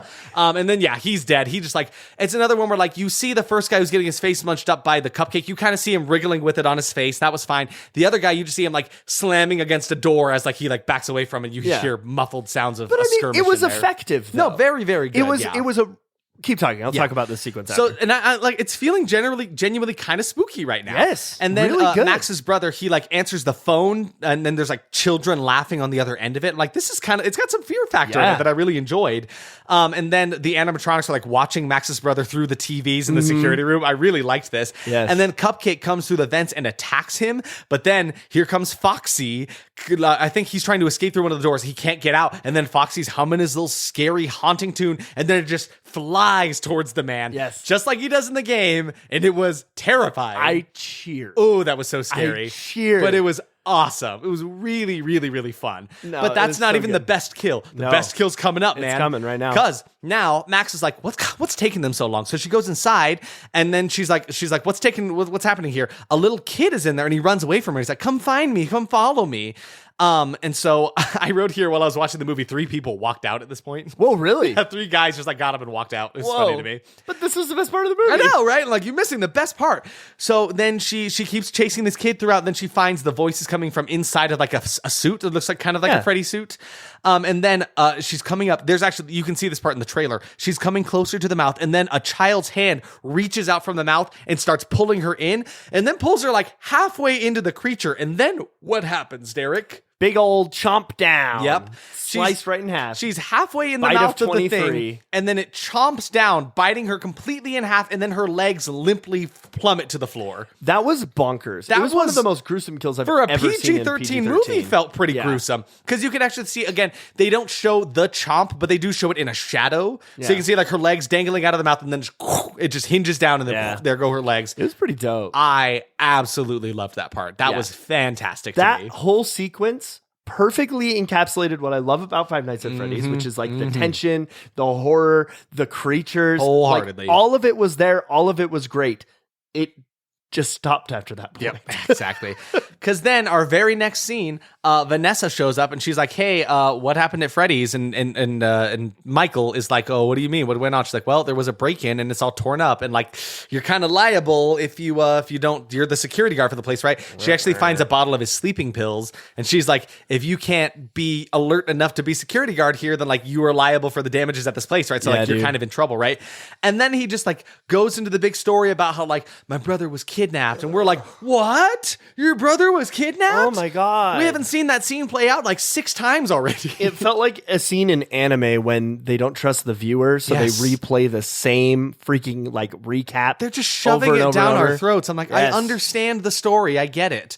But then he goes on about his theory about how like apparently in what he's read and researched and stuff, every detail we ever see in our lives is stored somewhere in our brain. And so he's hoping to find the details of who stole his brother from that day. He's convinced it's stored somewhere up in his head, and that if he like keeps chasing in these dreams, he will find it and like have some peace. And she even brings up a point. He's like, are you going to change it? Like, it's happened. You know, what is this going to do for you? You know, you just want this vengeance that you can't really do anything about it, right? This scene was putting me to bed. Yeah, a little bit it was, especially so boring. After that rockin' scene that we just got, and now we're here talking about the same thing we've already heard about. And then the police officer is like, all right, you're off the hook, and then just chucks his sleeping meds into the creek that's in front of them. Like, all right, cool, yeah, that's just my medicine. Don't worry about that. But so now Mike is trying to call Max because she's not there to babysit. And of course she's not, because she was just chopped in half. Yeah. So now he has to go take Abby in to work with him. And like, he's a good brother trying his best, right? He's taking this shitty job to take care of her, and he's not just going to leave her home alone. So like, yeah, so he takes her in with her, and he's trying to clean up the best he can, and then he starts sleeping on the job. But then as he's asleep, the kids start calling out to Abby, like the kids of the animatronics. Yeah. And so of course she goes to check it out, even though her one rule was like, don't leave the security room. We got the doors in here. She did immediately. Immediately she goes. And so she starts talking to the animatronics, and they start walking towards her, and it looks like it might be kind of bad. Like, oh no, it's scary. And guess what? Mike is dreaming again, as he always does. Wake up. He approaches one of the kids, and clearly one of the lost kids of like that's in the animatronics, right? We've established that, right? Yeah.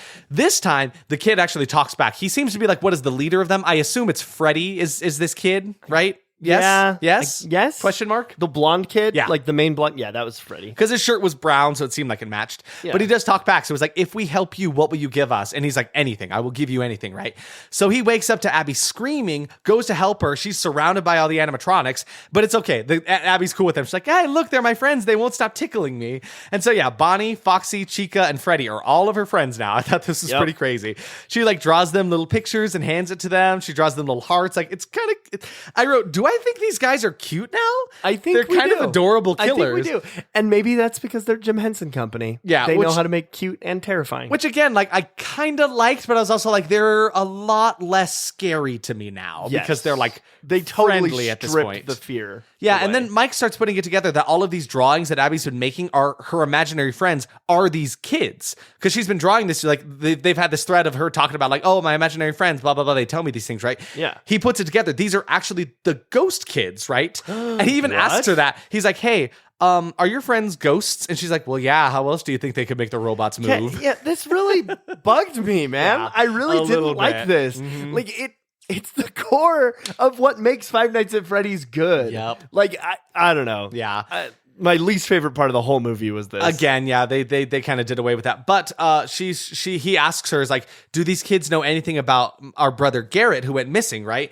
And she's like, no, they don't really talk about anything more than a yellow rabbit. But she says that she can ask them more for more information about it, right? Yeah. So they're at Freddy's, and now Vanessa is here.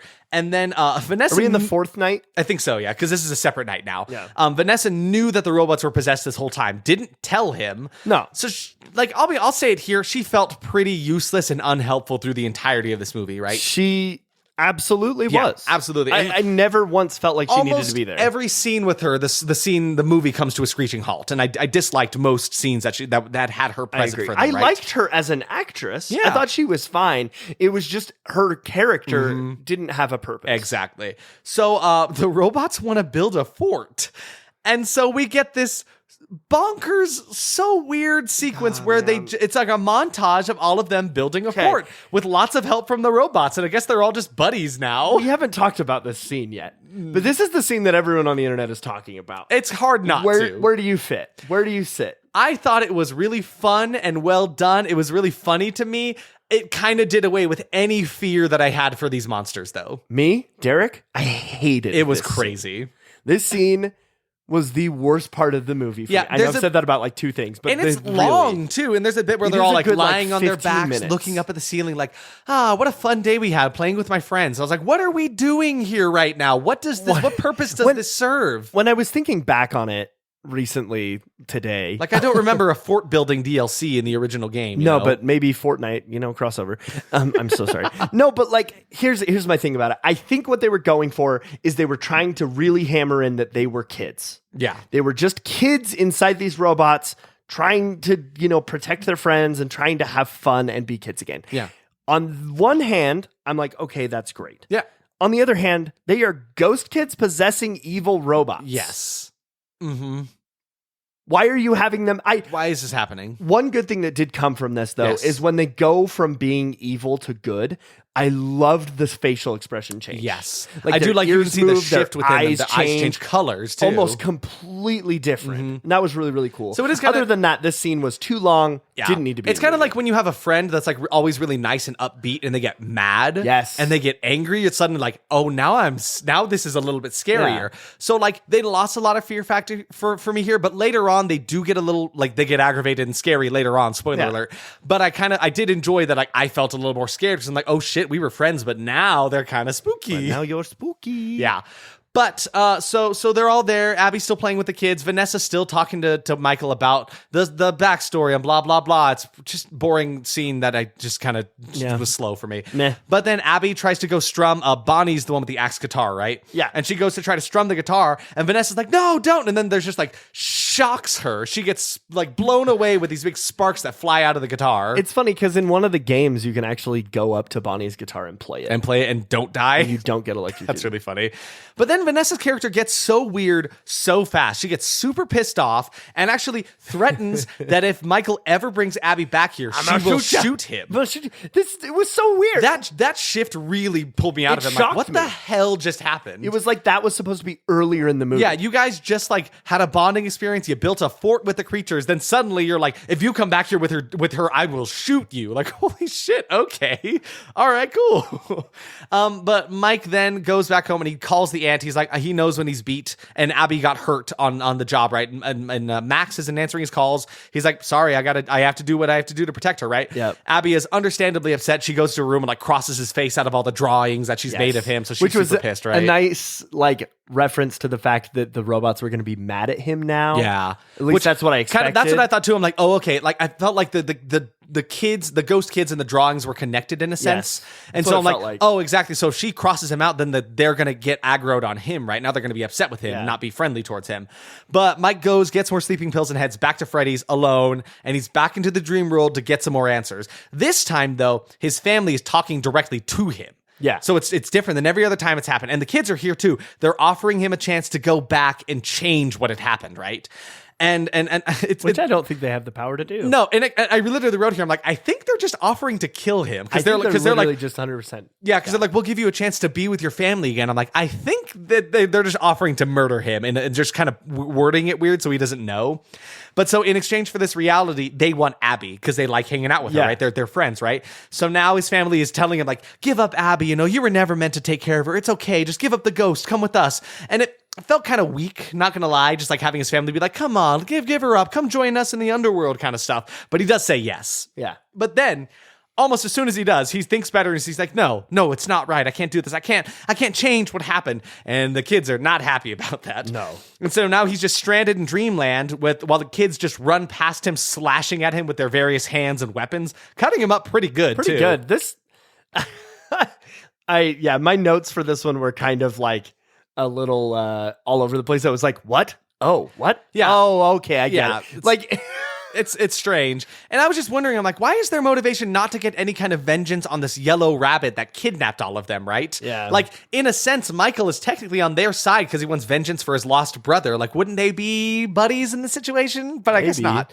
But now Mike wakes up and he's strapped to the saw machine bear trap mask thing, right? Yes. But he gets out fairly easily, actually. Like, kind of upsettingly easy. Well, I also kind of felt, I knew this was going to happen because in the very opening sequence when we see that saw trap, the security guard is reaching towards this handle, but he doesn't get to it in time. No. This time around, same exact thing. Josh Hutcherson is reaching for it, trying to fiddle with it, except he actually does successfully get out of it, right? And I was a little bummed about that. And then a little like old version of Freddy Fazbear appears in the corner of the room and goes, "I'd like to play a game."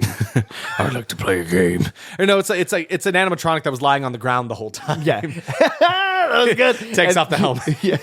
And he's like, "You have spent your entire life trying to find your brother's killer. It's time. You have one choice." You have choice. Your time begins now. But in the room with him, he does find the dead bodies of Max and her brother, like half wearing animatronic suits. Yeah. I thought that was kind of interesting. They like were putting them into their own suits, kind of like the kids were, right? But yeah, he sees like, oh shit, they're all dead now. I did actually really like that reveal. Yeah. Because it wasn't like super obvious at first, it wasn't, and then they were all just there. Yeah, exactly. I really enjoyed that bit too. And then I think Foxy starts chasing him. He's just super scary. And Mike like barely escapes out of there. Barely makes it. I loved this. Meanwhile, back home, Freddy is there? Yeah, no, man. Why did Freddy get to leave the house? I want to say that was Golden Freddy because I've read enough. That was Golden Freddy. Oh, okay. Yeah. Who's another iteration? I know nothing about it. I know there's a separate Freddy that is golden for some reason, right? Yeah. So the ghost child version of Freddy and Golden Freddy are there at the home, right? And Kid Freddy starts talking to Abby, saying like they're all waiting for her to come play, like come join us. And then she's walking past the living room where the aunt was, and then the aunt is just like, you see her legs like out of the corner of the room, right? It's like, oh shit, she's just dead.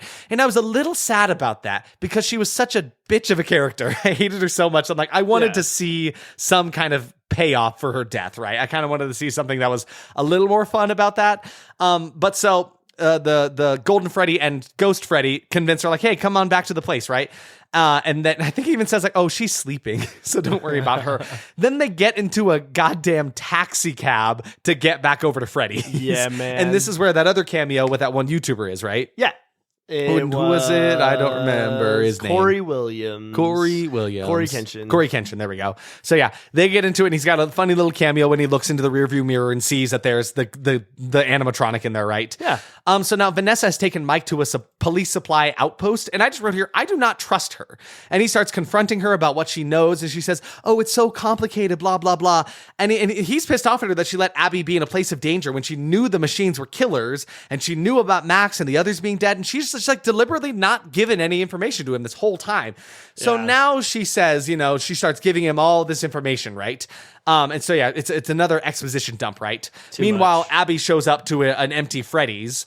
And so she's there alone with all these animatronics. Bad stuff's gonna happen, right? But that was the scene where she's standing outside with Freddy, right? With Golden Freddy in front of the gates. That. The shot looks fantastic. I'm gonna be honest, man. I didn't until now realize that was Golden Freddy. It's because he's always in lighting that makes it look like, oh, it might just be regular Freddy, but he looks a little bit different. Because fun fact about me, the only character I like more than Foxy is Golden Freddy. Oh, really? So I would have been way more excited about this had I realized. I only knew this, again, I confirmed it on the internet, but my sister actually brought up the fact of like that Freddy was like kind of fucked up and decrepit and like he had parts of him messed up. No, it was absolutely. And the Freddy that we saw was normal. He was fine. No, I actually want to go back and rewatch this scene now because that is totally Golden Freddy. It kind of changes things, right? It really does change things. So Vanessa tells him that the kids' bodies are actually stuffed inside the robots. It's not just their spirits possessing him because that's the killer was like, that's the only place they'll never look, right? They're never going to look inside of the actual animatronics here, right? Yeah.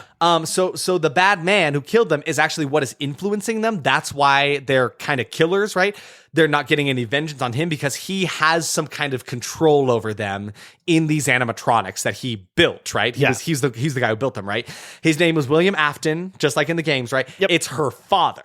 It's her dad, right? Oh no, big reveal. Oh no. So yeah, but it wasn't like that big of a reveal. No, it personally. isn't. But again, we could kind of tell. I kind of called that right at the start, Me right? too. She had to be bad. We had to have an antagonist. What is kind of a reveal, though, is that William Afton did also take Garrett, his younger brother. So it is actually all connected. But like, this is so heavy. Pasted on. Mm-hmm, exactly. So pasted They just needed that final link to make all this backstory about the missing brother make sense. Honestly. And I didn't like it. Had they had less of the stupid brother plot. Yeah.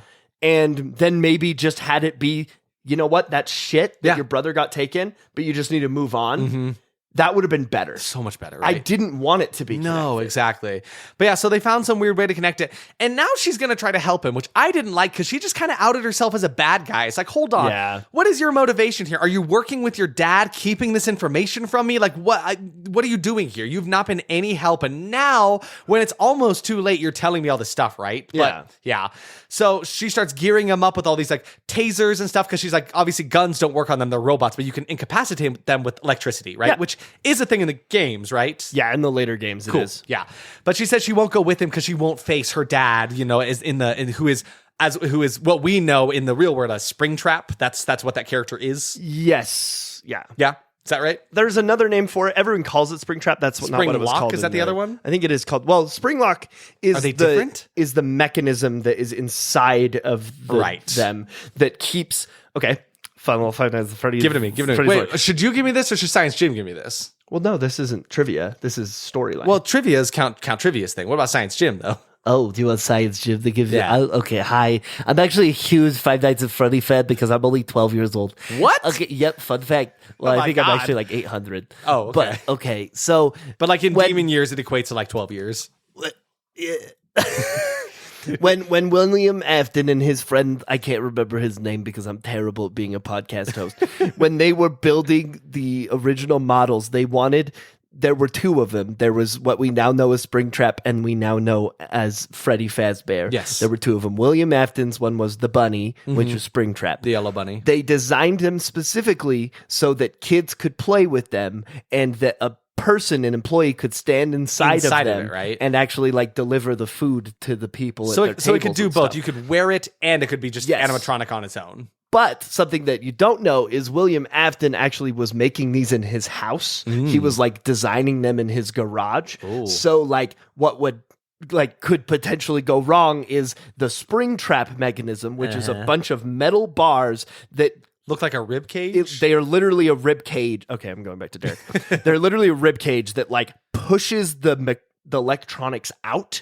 Oh, and keeps that's them how away. they work. Yeah, so it kind of shows it in the movie, but not well. No, and shows there's a couple shots of like there's like this old doll-looking animatronic, which I think is a reference to one of the later games. I read into some trivia that said it's like almost a spin-off. This one doll that's in one of the games, but like it wasn't sister close enough. location. It looks like the one from that, but no. So it pushes aside the innards of the metal. Like the wiring and everything, so that someone could stand in. Okay, I actually didn't get that much. That makes more sense to me now. And I only know I was like, that why would I you make a story. suit with rib cages that like trap you inside of it? Is basically but it's not. Yeah, it's specifically to push all of the electronics and stuff outside, so that someone could stand in and wear it as a suit. Yeah. But that could malfunction. It's kind of that happens in the games too. Okay, a couple different times where someone is inside the suit and it wacky.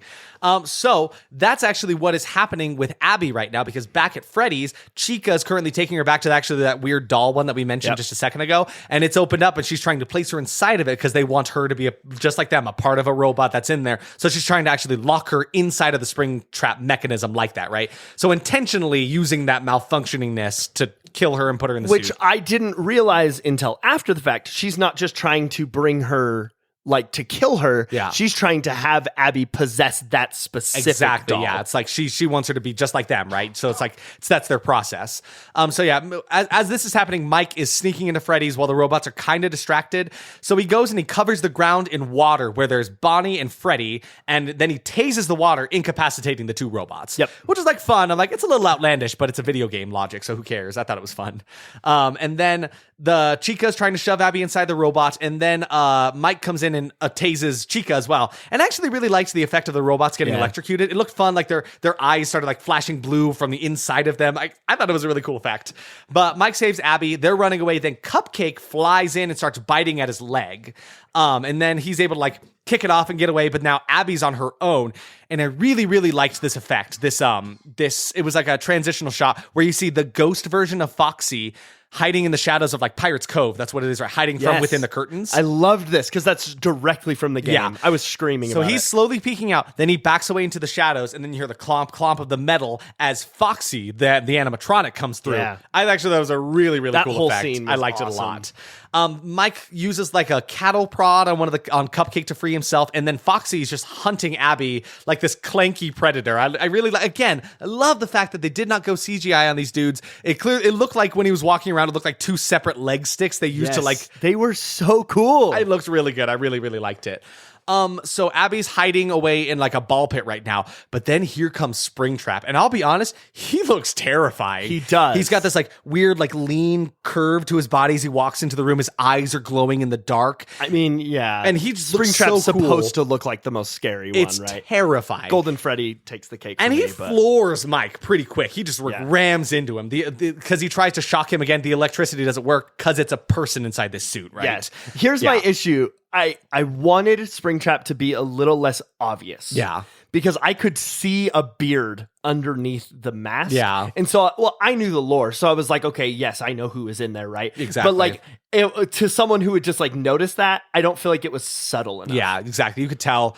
You could pretty easily tell who was inside of it. But while they're fighting, Vanessa does come in like, oh, great. Vanessa, that character I don't really like, is here to save the day, I guess. And Springtrap is brutal. Yeah, just dude. like in his quips to Mike as he's like down on the ground. He's like walking in circles menacingly around him. He's like, I killed your brother. Now I'll kill you. Symmetry, my friend. I'm like, you're fucked up. It was so good. It's just a great performance from who? None Matthew other than Lillard. goddamn Matthew Lillard. So yeah. Just as he's about to stab Mike through, Vanessa comes in and threatens to shoot him, and then he takes off his mask and reveals it's so yeah. The only reason I was led to believe that it wasn't him for a second was because his name tag at the beginning when he was the career counselor said Steve Raglan. Yes. And then she was like, "Oh, my dad is William Afton," and I was a little disappointed because my prediction from the start was that Matthew Lillard was going to be a bad guy. And I wanted to talk about this real quick. The reason I was so hyped from this movie, and I didn't talk about it at the beginning, one of the reasons Didn't is want to spoil because it, right? Huge fan of Scream here. Oh, and yes. you just watched the original Scream just barely. We need to mention this. Yes. Because my friend, who was also a huge fan of Scream, mentioned seeing this in the trailer. Yes. And it was kind of a giveaway in a sense. It was 100% a giveaway. Yeah. So in the trailer for the movie, there's a way that Springtrap wipes off a knife that is identical to the way Ghostface, and spoilers for Scream 1 if you don't want that. It's been a while. Go watch that movie. Matthew Lillard is the main killer in that movie, and it's more complicated than that. But so there's a scene though where Ghostface is walking and wipes the knife in the just exact like that. same fashion. And I loved this homage. It was such a cool shot too, watching Springtrap wipe the knife like that. Yes, and in the trailer, it was so exciting because I was like, holy shit, wait, oh my God. And we talked about this. Yes. I was stoked. That means Matthew Lillard is the bad guy, which means he's William Aston. Which means he's Springtrap. Which means he's Springtrap. Yeah. Like, I'm so excited about that. It was so then I cool. kind of started to spiral, though. I was like, wait, but I already know the reveal. Yeah. Oh, wait, but if it's not that, now I'm going to be mad. Exactly, right. So the whole way, movie, we kind of disappointed it for ourselves just because, it won't be as cool of a reveal because I already know. But then if it doesn't happen, I'll be disappointed. So either way, it shakes out. But I'm happy to say I'm just happy about it. Yeah, it was very good. I'm just happy Matthew Lillard gives a kick-ass performance. He's so good. He's still got it. He's so good as a villain. But I feel like it's been a minute since he played like a spooky, evil guy. And I loved him in these roles. I just wanted Scooby-Doo to walk in. What are you doing? Yeah. Raggy. Raggy? And he's like, Scoob, it's not what it looks like. You kill kids. Raggy. Raggy won't kill kids. Scooby, no. Raggy. He's crying and walking away. Ruby Rex. Ruby Rex. But Matthew Lillard as William Afton is killing it. He even raises up all the incapacitated robots. He's like, wake up, kids. I've got something for you to play with. Yes. I'm like, he's so cool. I love him. So good. He's very, very cool. Vanessa does shoot her dad, and then he comes up and starts choking her out, and then she's apparently been in on the whole thing with him because he's like, you had one job. And then there was some joke earlier where he's like, it's one job. Then he tells Josh Hutcherson two things and he's like, it's actually two jobs. And then they try to play on that. Back. Yeah, because Vanessa says it too. He's like, you have one job. keep him out of here and keep him in the dark about this. She's like, that's 2 jobs. She's like, I'm sick of this stupid shit, this dumb joke. Then he stabs her real good. Yeah, like out of nowhere. Yeah, I didn't think he was going to. Full on because he was just choking her at first, and then I think he gets distracted by something else. Then like she tries to shoot him again, he's like just straight knife to the belly. Yeah, it was pretty brutal. Then this is one thing that I still don't know how I feel about it. It's an interesting concept, but I don't know. Abby draws a new picture to put on the wall of Freddy's, because there were a bunch of different pictures up on the wall, right? That kind of showcased all the kids holding hands with Springtrap and like, oh, they're all friends, right? Now she draws a picture that shows the kids what really happened, and Springtrap is a bad guy with a knife and he killed all of them. Yep. And suddenly, as soon as she puts that picture on the wall, all of them like get a factory reset, and they're like, oh no, I know what actually happened. And all of them turn on Springtrap, and she says, they can see you now. They know what you did. And I literally just wrote here, fuck him up. Let's get it. So yeah, the animatronic that he's in starts piercing into its body with its spring loaded with the spring locks, right? So they start actually malfunctioning and holding him inside of it. And it's pretty brutal because they just go one by one locking into his body, into his rib cage. It's really wicked. It's brutal looking. But then as they're like surrounding him with their cool looking red eyes, he lifts his helmet above his head and says, I always come back. And then he puts it back on he becomes basically completely assimilated with the machine. And then the robots are approaching him with their red eyes. They look so cool. Then Foxy just like locks his hook into him and just starts dragging him away into the darkness as the building starts collapsing around them. It was a really cool scene. I did. Again, the only thing that I kind of disliked was like, okay, so she drew a picture and put it on a wall, and that changed everything all of a sudden. Yeah, so that's one thing I didn't care about this. Yeah. Is that, first off, there are like 4 members of William Afton's family, right? So there's his wife, and then there's 2 kids, and then a daughter and another son. Wow, okay. So like but none of those were this Vanessa girl. No, none of them were connected like this. And so it's kind of either creating its own timeline or like establishing a new story. Yeah. And I'm very curious to see where this goes. Mm-hmm. If it goes anywhere. Yeah. Because it definitely seems like it is leaving on an end where like there could be more. Because if he is the William Afton, then he's been killing kids for a while, which I guess it did establish. But the first one who died was his daughter, was his son. Mm-hmm. So that's kind of what led him on this thing, right? That's what you're talking about? Yeah, because he gets like fired. In the actual lore, he gets taken out of the like establishment, and he's not allowed to work there anymore because he creates this puppet that can like grab kids. Oh, and like it has like a bunch of sensors and stuff. Yeah, it's super cool. Go listen to the lore. It's so cool. Sounds intense. But his partner, who I still can't remember the name. Someone. I think it's Henry. Yes, sure. Henry. Henry Emily is his name. Cool. He kicks him out basically of the band, Yoko Ono style. No, not really. But then he like goes on this murderous rampage, right? And I don't know. I'm really hung up on the whole Vanessa thing. Yeah, I shouldn't be. I just really disliked her character and nothing that she added to the thing. And then Josh Hutcherson's character like really like comes to like her by the end of this movie. I'm like, why? She didn't really help you. She only ever hurt you in ways, right? Because she didn't tell you things until it was almost too late. Then suddenly she has a change of heart, and now you're like, oh, you're okay now. Like I'd be pissed at her, honestly. Anyway, we can keep going. Yeah. So basically the building collapses, right? And everybody makes it out of there. They get Vanessa's body and drag her out. We see like Abby's in school now, things are feeling better, and then Mike and Abby go visit Vanessa in the hospital, and she's in a coma right now. So she's alive in a way, right? Yeah.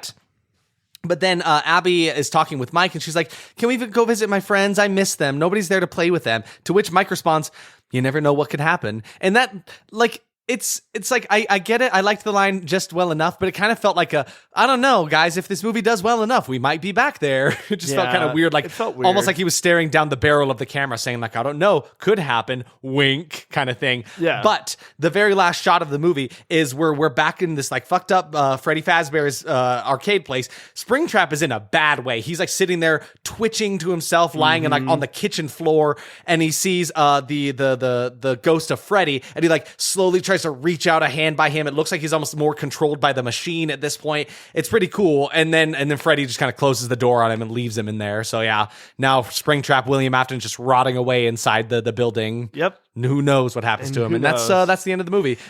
Can I just yeah. We've never really done this before. I don't know why this movie is like I'm so passionate about it. It's just got cool lore. It's just got really cool lore, and I feel like the movie is establishing its own like different, kind of like Halloween, right? I feel like it's creating its own pathway, its own branching timeline, and I don't know how I really feel about that. Yeah, but I do want to mention one really, really important thing. Can I just do that real quick? Go. William Afton is from Utah. What? For real? Canonically in the lore, William Afton is from Hurricane, Utah. That is super weird.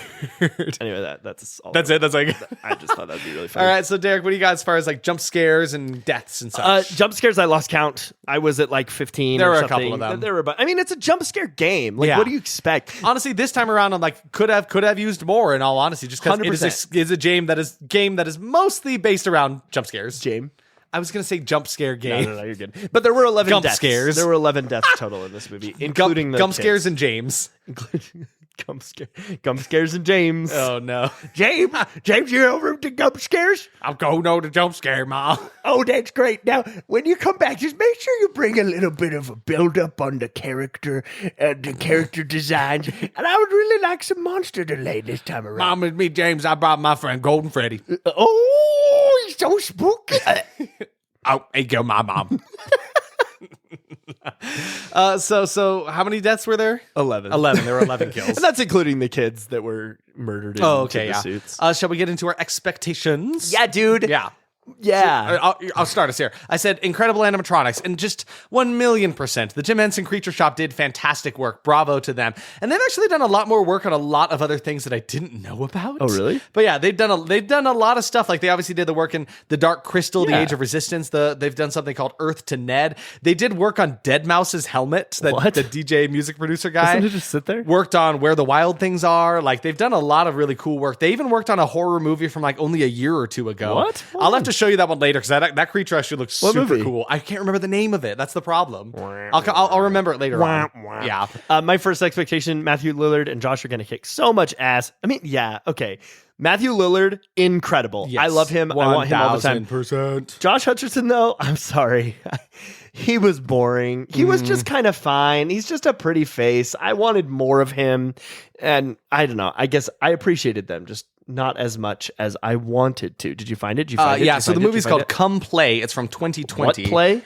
Come play, Derek. Come on, don't be a kid. Don't be a little boy about it. But it's actually like a whole physical puppet that they made for this thing. Oh, I've seen the title of this movie. Yeah, so I mean, I'm going to show you a little bit of a video now. Maybe if the video wants to load. If not, I'll show you later. It's a cool creature though. Go look up the creature from Come Play from 2020. So I said no fun kills since it's PG-13. Most kills were pretty lackluster or just off screen, but that kill where Max got bit in half rocked my socks off. Yeah, that was awesome. That was so good. And I did love the bits of Springtrap sitting there in his trap and then the spring locked into him. That was pretty gruesome for a PG-13 movie. Yeah, the Springtrap actually like attacking him with spring locks. Yeah, that was pretty brutal. Nuts. Kid actor. Not really that bad, but not really that good. Yeah. Either. They were kind of just there. Abby was great. Yeah. But like all the other ones were just meh. I get that.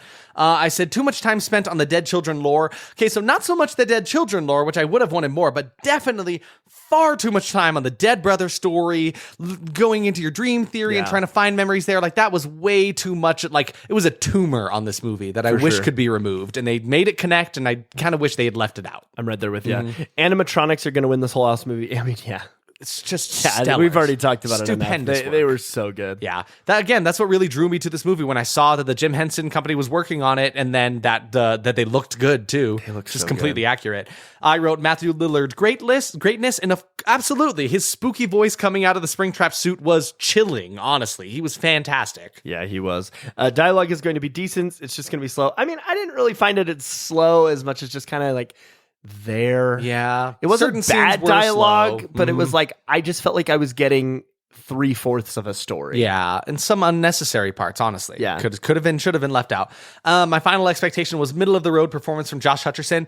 And this feels pretty accurate. He acted the role. Any parts I disliked about him were more to blame on the writing of his character than his actual performance. Yeah, I guess you're right. But yeah, he was just like, he was there. He did the movie. Not enough scariness. Actually, The first half had a surprising amount of tension. I liked it a lot. But I wanted more. I really did want more. I wanted more jump scares. Like, I know I just complained all about jump scares and like Exorcist and stuff, but like I needed more. Yes. For what this movie was based on, for what the source material was, we needed more. Yes, absolutely. So shall we get into our surprises? Yeah. Surprising. So I'll start here. I said that scene where they built a fort together, that was bizarre. That was a surprise to me. That one weirded me out. The one sequence of consistent kills on the gang that was trying to bust into the place was a lot of fun. I really, really liked that. You've read 2 of my surprises. Well, good. We're saving time, I guess. No, I'm just kidding. But like that was really the scariest the movie got. Then once we got to like when we became friends with the creatures and it became more about the dead brother, it kind of lost a lot of the horror aspect of it. It was more thriller with some scary characters in it. Yeah. But I still feel it was horror enough. Then I wrote again that cutting the girl in half kill was actually incredible. It floored me. It was so awesome. I loved it. And then my last surprise was just like how much I enjoyed myself watching it. Because I went in knowing what the critics' consensus was, knowing that it was bad enough by the critics to be put on our podcast. And I heard some things people were saying on the internet. So I was like, I don't know. It seems kind of iffy, but I had a really good time. For sure. What about you? What were your surprises? The kill section, like you said, that one. And then the fucking montage of the stupid fort. Why was it strange? When the babysitter got split in half. Yep. Another surprise I had was how much of its own story it was. Yeah. I never really got any of the main story beats from the real games, from the games. It kind of confused me. The fact that they kind of almost took away the Ghost Kids plot. Yeah. I mean, it was in the movie, but it was so stripped. It wasn't, I don't know. I wanted so much more than what I was given as far as the ghost children. Oh, absolutely. And another surprise of mine is that there are secrets here, right? Like I kind of had this realization when I realized that there were like 5 days or some other things too. But like I like the fact there was that Balloon Boy in it too. We didn't mention that. Oh, freaking Balloon Boy! Balloon Boy terrified Derek again. I didn't know who Balloon Boy was. Yes, there's actually also he's in Five Nights at Freddy's 2. Yeah, we should mention he's a character that's found in a locker in the game, right? No, he's found in an air duct. Oh, okay. But it is very similar. It looks very similar. Yeah, there's a part in the movie where Josh Hutcherson opens a locker and there's little Balloon Boy. She's like this little teeny figure with these big ass eyes, and he's actually in the post credit scene too. We didn't mention that. Yeah, the taxi driver just sees him and he looks next to him in his passenger seat. There's little Balloon Boy looking scary, and it was fun. It had no like story relevance. But it was fun. Anyway, where was it going? Oh, yeah, there's secrets. Like, I feel like there is a lot about this lore in this movie that is going to be deciphered and added into the main lore. That is my assumption moving forward. I don't know if that's true. We'll see. I don't know if it will fit into the current timeline or if it's going to create its own timeline. But that's overall like a surprise I had. Yeah, that was even a thing. Verdict time? Yeah. Is it time for verdicts? I think it is. All right, Derek, for me, that was horrible. Wholeheartedly here. You heard it here, folks. The critics can be damned. The movie definitely chased itself too far in its own direction, running far from the source material with some pretty useless characters. But I thought this was a fun movie with incredible effects work on their practical animatronic suits, and it offered some fun scares and a few good kills. Like, you could tell there was a lot of love for the source material in this movie. And so I walked away with a horrible grin on my face. Aw, I like that. For me, certified horrible. Hell yeah. This is the first time one of us has had that and the other one hasn't. Yeah, no, usually it's like a unanimous, I mean, I guess with the asterisks of if you're a fan, right? Because I'm a huge fan. I think that might be the only thing keeping me from a certified horrible ranking here. And I mean, I do have some caveats to that. Like, it is still not a great movie, right? It is still horrible at its core, right? It is not a perfect movie. But does that imply that there's like a tier beyond certified horrible where it's like it's just a horror movie? Yeah, but I feel like we'll never watch that movie. No, exactly. Right? Because otherwise we will have failed at our jobs. Yeah, exactly. I feel like certified horrible is our cap. Yeah, right. What I was gonna say though is like I think that this movie did stray from the things that make the games great. Yeah, but it did keep that core. It did keep the themes. It kept the designs. They were so good. The effects were fun. The scares that were there. I really did convince myself that the reason that this movie is the way that it is because they had to find a middle ground. They had to find a PG-13 movie that was not rated R, that parents would feel comfortable with their kids going and seeing. And I feel like they walked that line pretty well. They walked it so well. And the things that were there were effective. My only gripes with this movie, really, at the end of the day, was just the stupid storyline of his brother. Yeah, and how much they beat us dead with it too. Really though. And so for me, I had a great time. Yeah. Now, if you are not a fan, then I would probably say that this will be just a fine movie. I mean, like, listen, because we can say that now that we've discussed our verdicts. It's like Derek was a fan; he really, really enjoyed it. I was not a fan of the games. I still had a good time. Exactly. So you don't need to be a fan to enjoy this movie, because I walked in not knowing anything and still walked away having a good time. And I personally, like, some of my favorite reviewers who are also gamers have been saying that it's a bad movie. Like, Jeremy Johns is a reviewer I watch all the time, and he dissed it. He called it dog shit, which is like his lowest review. And I was kind of surprised after I watched the movie. I'm not like, there. I'm not with you. I do agree it could have been scarier, but I didn't. That's not why I was there. Yeah, I was there for everything else. I sit more with the audience on this one for sure. I sit 100% with the audience. I'm up there at that higher ranking. What do you? Oh. You're doing Foley work. Me, Cyborg Count Trivia, and my metal shoes. Oh, you've been playing a little Five Nights at Freddy? Yes, I have, and I have found you your trivia. Oh, sweet. Would you like your trivia? Freaking sweet. Are you gonna jump scare me? Bah! Oh, okay. Oh, blah, blah. That actually got me a little. Blah, blah. I go now. Away. Okay. What trivia are on here? Oh, okay. Can't read this stupid weird language you guys write. So, the animatronic characters were performed by puppeteers from the Jim Henson Company, right? So, for shots where the characters weren't moving, the puppeteers would control both the head and body movements. In the rare instances where a character would walk or dance, a stunt performer would don the costumes while the puppeteers controlled the heads remotely. Oh, that is so There was cool. a lot of different puppeteer work. So there were actually people inside of them. There were some shots where they were completely puppeteered by sticks, right? And then some shots where it was like, they had the robotic head moving separate of it. I thought a lot of play went into it. I would love to watch the behind the scenes. Right. I think it's super fun. Because of the only one that I kind of felt weird about that one was actually Foxy. Because of Foxy's skeletal-like structure, he was built as a full body animatronic puppet because you couldn't really put a person in there and make it look good. He was performed by Russ Walko along with a group of puppeteers. In shots where Foxy walked, it took as many as 6 puppeteers to accomplish his full range of movements. Whoa. Yeah, kind of cool, right? Yeah. Even before the movie was released, producer Jason Blum said that it had already made back its budget from selling the streaming and theatrical distribution rights. Whoa. So before the movie was even seen by anybody, they made the money back. Just because it's going to get streamed on Peacock now. Isn't that crazy? Okay. Yeah. In August 2018, Scott Cawthon, who wrote it, who made the characters, right? Yeah. Said that if the first film were to be successful, there could be a second and third film following the events of the second and third games, respectively. Okay. In January of this year, 2023, in an interview on the podcast Weekly MTG, Matthew Lillard revealed he signed a 3-picture deal with the studios. So it seems like these second and third movies are going to be happening. They are going to happen for sure. Which sounds really fun. The Banana Splits movie from 2019, based on the Hanna-Barbera TV show, is speculated to be a reworking of the original Five Nights at Freddy's film that Warner Brothers commissioned before the rights went to Blumhouse Productions. Right. Yeah.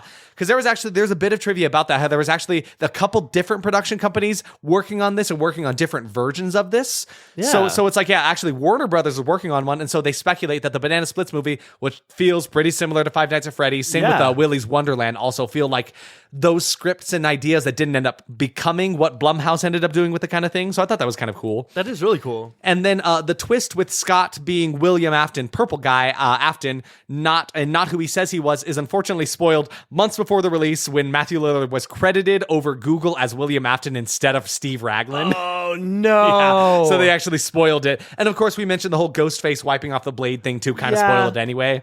But I thought that was kind of funny that Google kind of messed that up for us. I like that. Yep.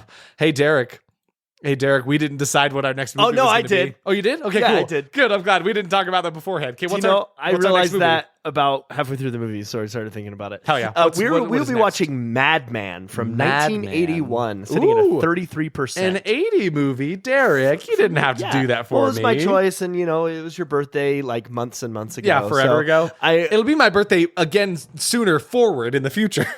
That's true. What's it sitting at? A 30 what? 33%. 33%. Cool. Yeah, it's another slasher. We don't watch enough slashers on here. We could always use more slashers. Also, I saw this picture, and it's the reason I wanted to do it. It's like It looks like if Hagrid got hurt. So yeah, it looks like if Hagrid kind of turned into a zombie a little bit. Yeah. Zombie Hagrid. It's Zagrid. Try that out. But anyway, you know what, guys? Listen, what a way to start off November. I hope you all had a wonderful Halloween time, October.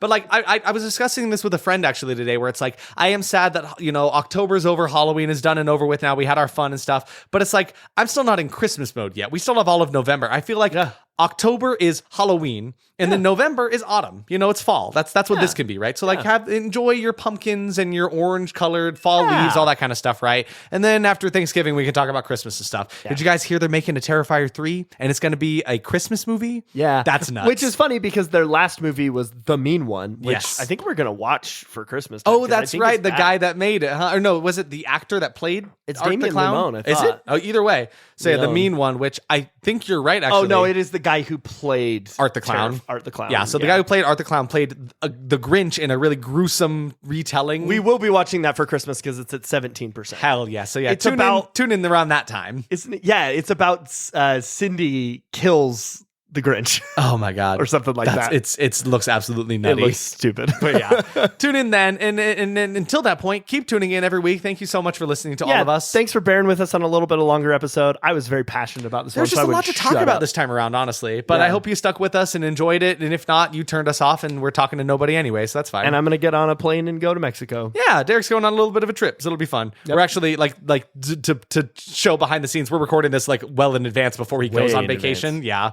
So we'll see you in a while. So I don't mean to spoil anyone's day, but like I won't be talking to you while you're listening to this. But this is actually a recording. But I could be. But Isaac might be. I might be. Who knows? But please, if you feel so inclined, go check us out on all of our social medias. We got Instagram at @that_was_horrible, Twitter at TWH Podcast, Facebook at That Was Horrorble Podcast, and YouTube at That Was Horrible. We're working on getting the YouTube stuff uploaded again. Thank you for bearing with us if you choose to listen there. If not, we're available at most other places you get your podcast to. Yeah. Share with your friends. Tell them all about your horrible times you have here. And share it with your non-horror movie friends too. Yes, I really feel like people will like this. It does not have to be just horror fans here. We are all fans of if it's something you've just wanted to get into and you're a little too spooked by watching the movies, that's what we're here for. We're really good to just give you the whole breakdown of the entire movie. Feel like you've watched it. If you got a buddy and they're like, hey, I just saw Five Nights at Freddy's, but I won't talk to you about it because I know you don't like the scary movies. And they're like, no, I do know. It's basically like I saw it, but I didn't have to experience any of the actual scariness, right? That's what we do. That's our job here. So I agree. Yeah, I agree. Obviously, I agree. All right. Well, thanks for tuning in. Derek's got to get out of here and get on a fun vacation. Yeah, dude. We'll see you next time. Thanks for staying with us and stay spooky.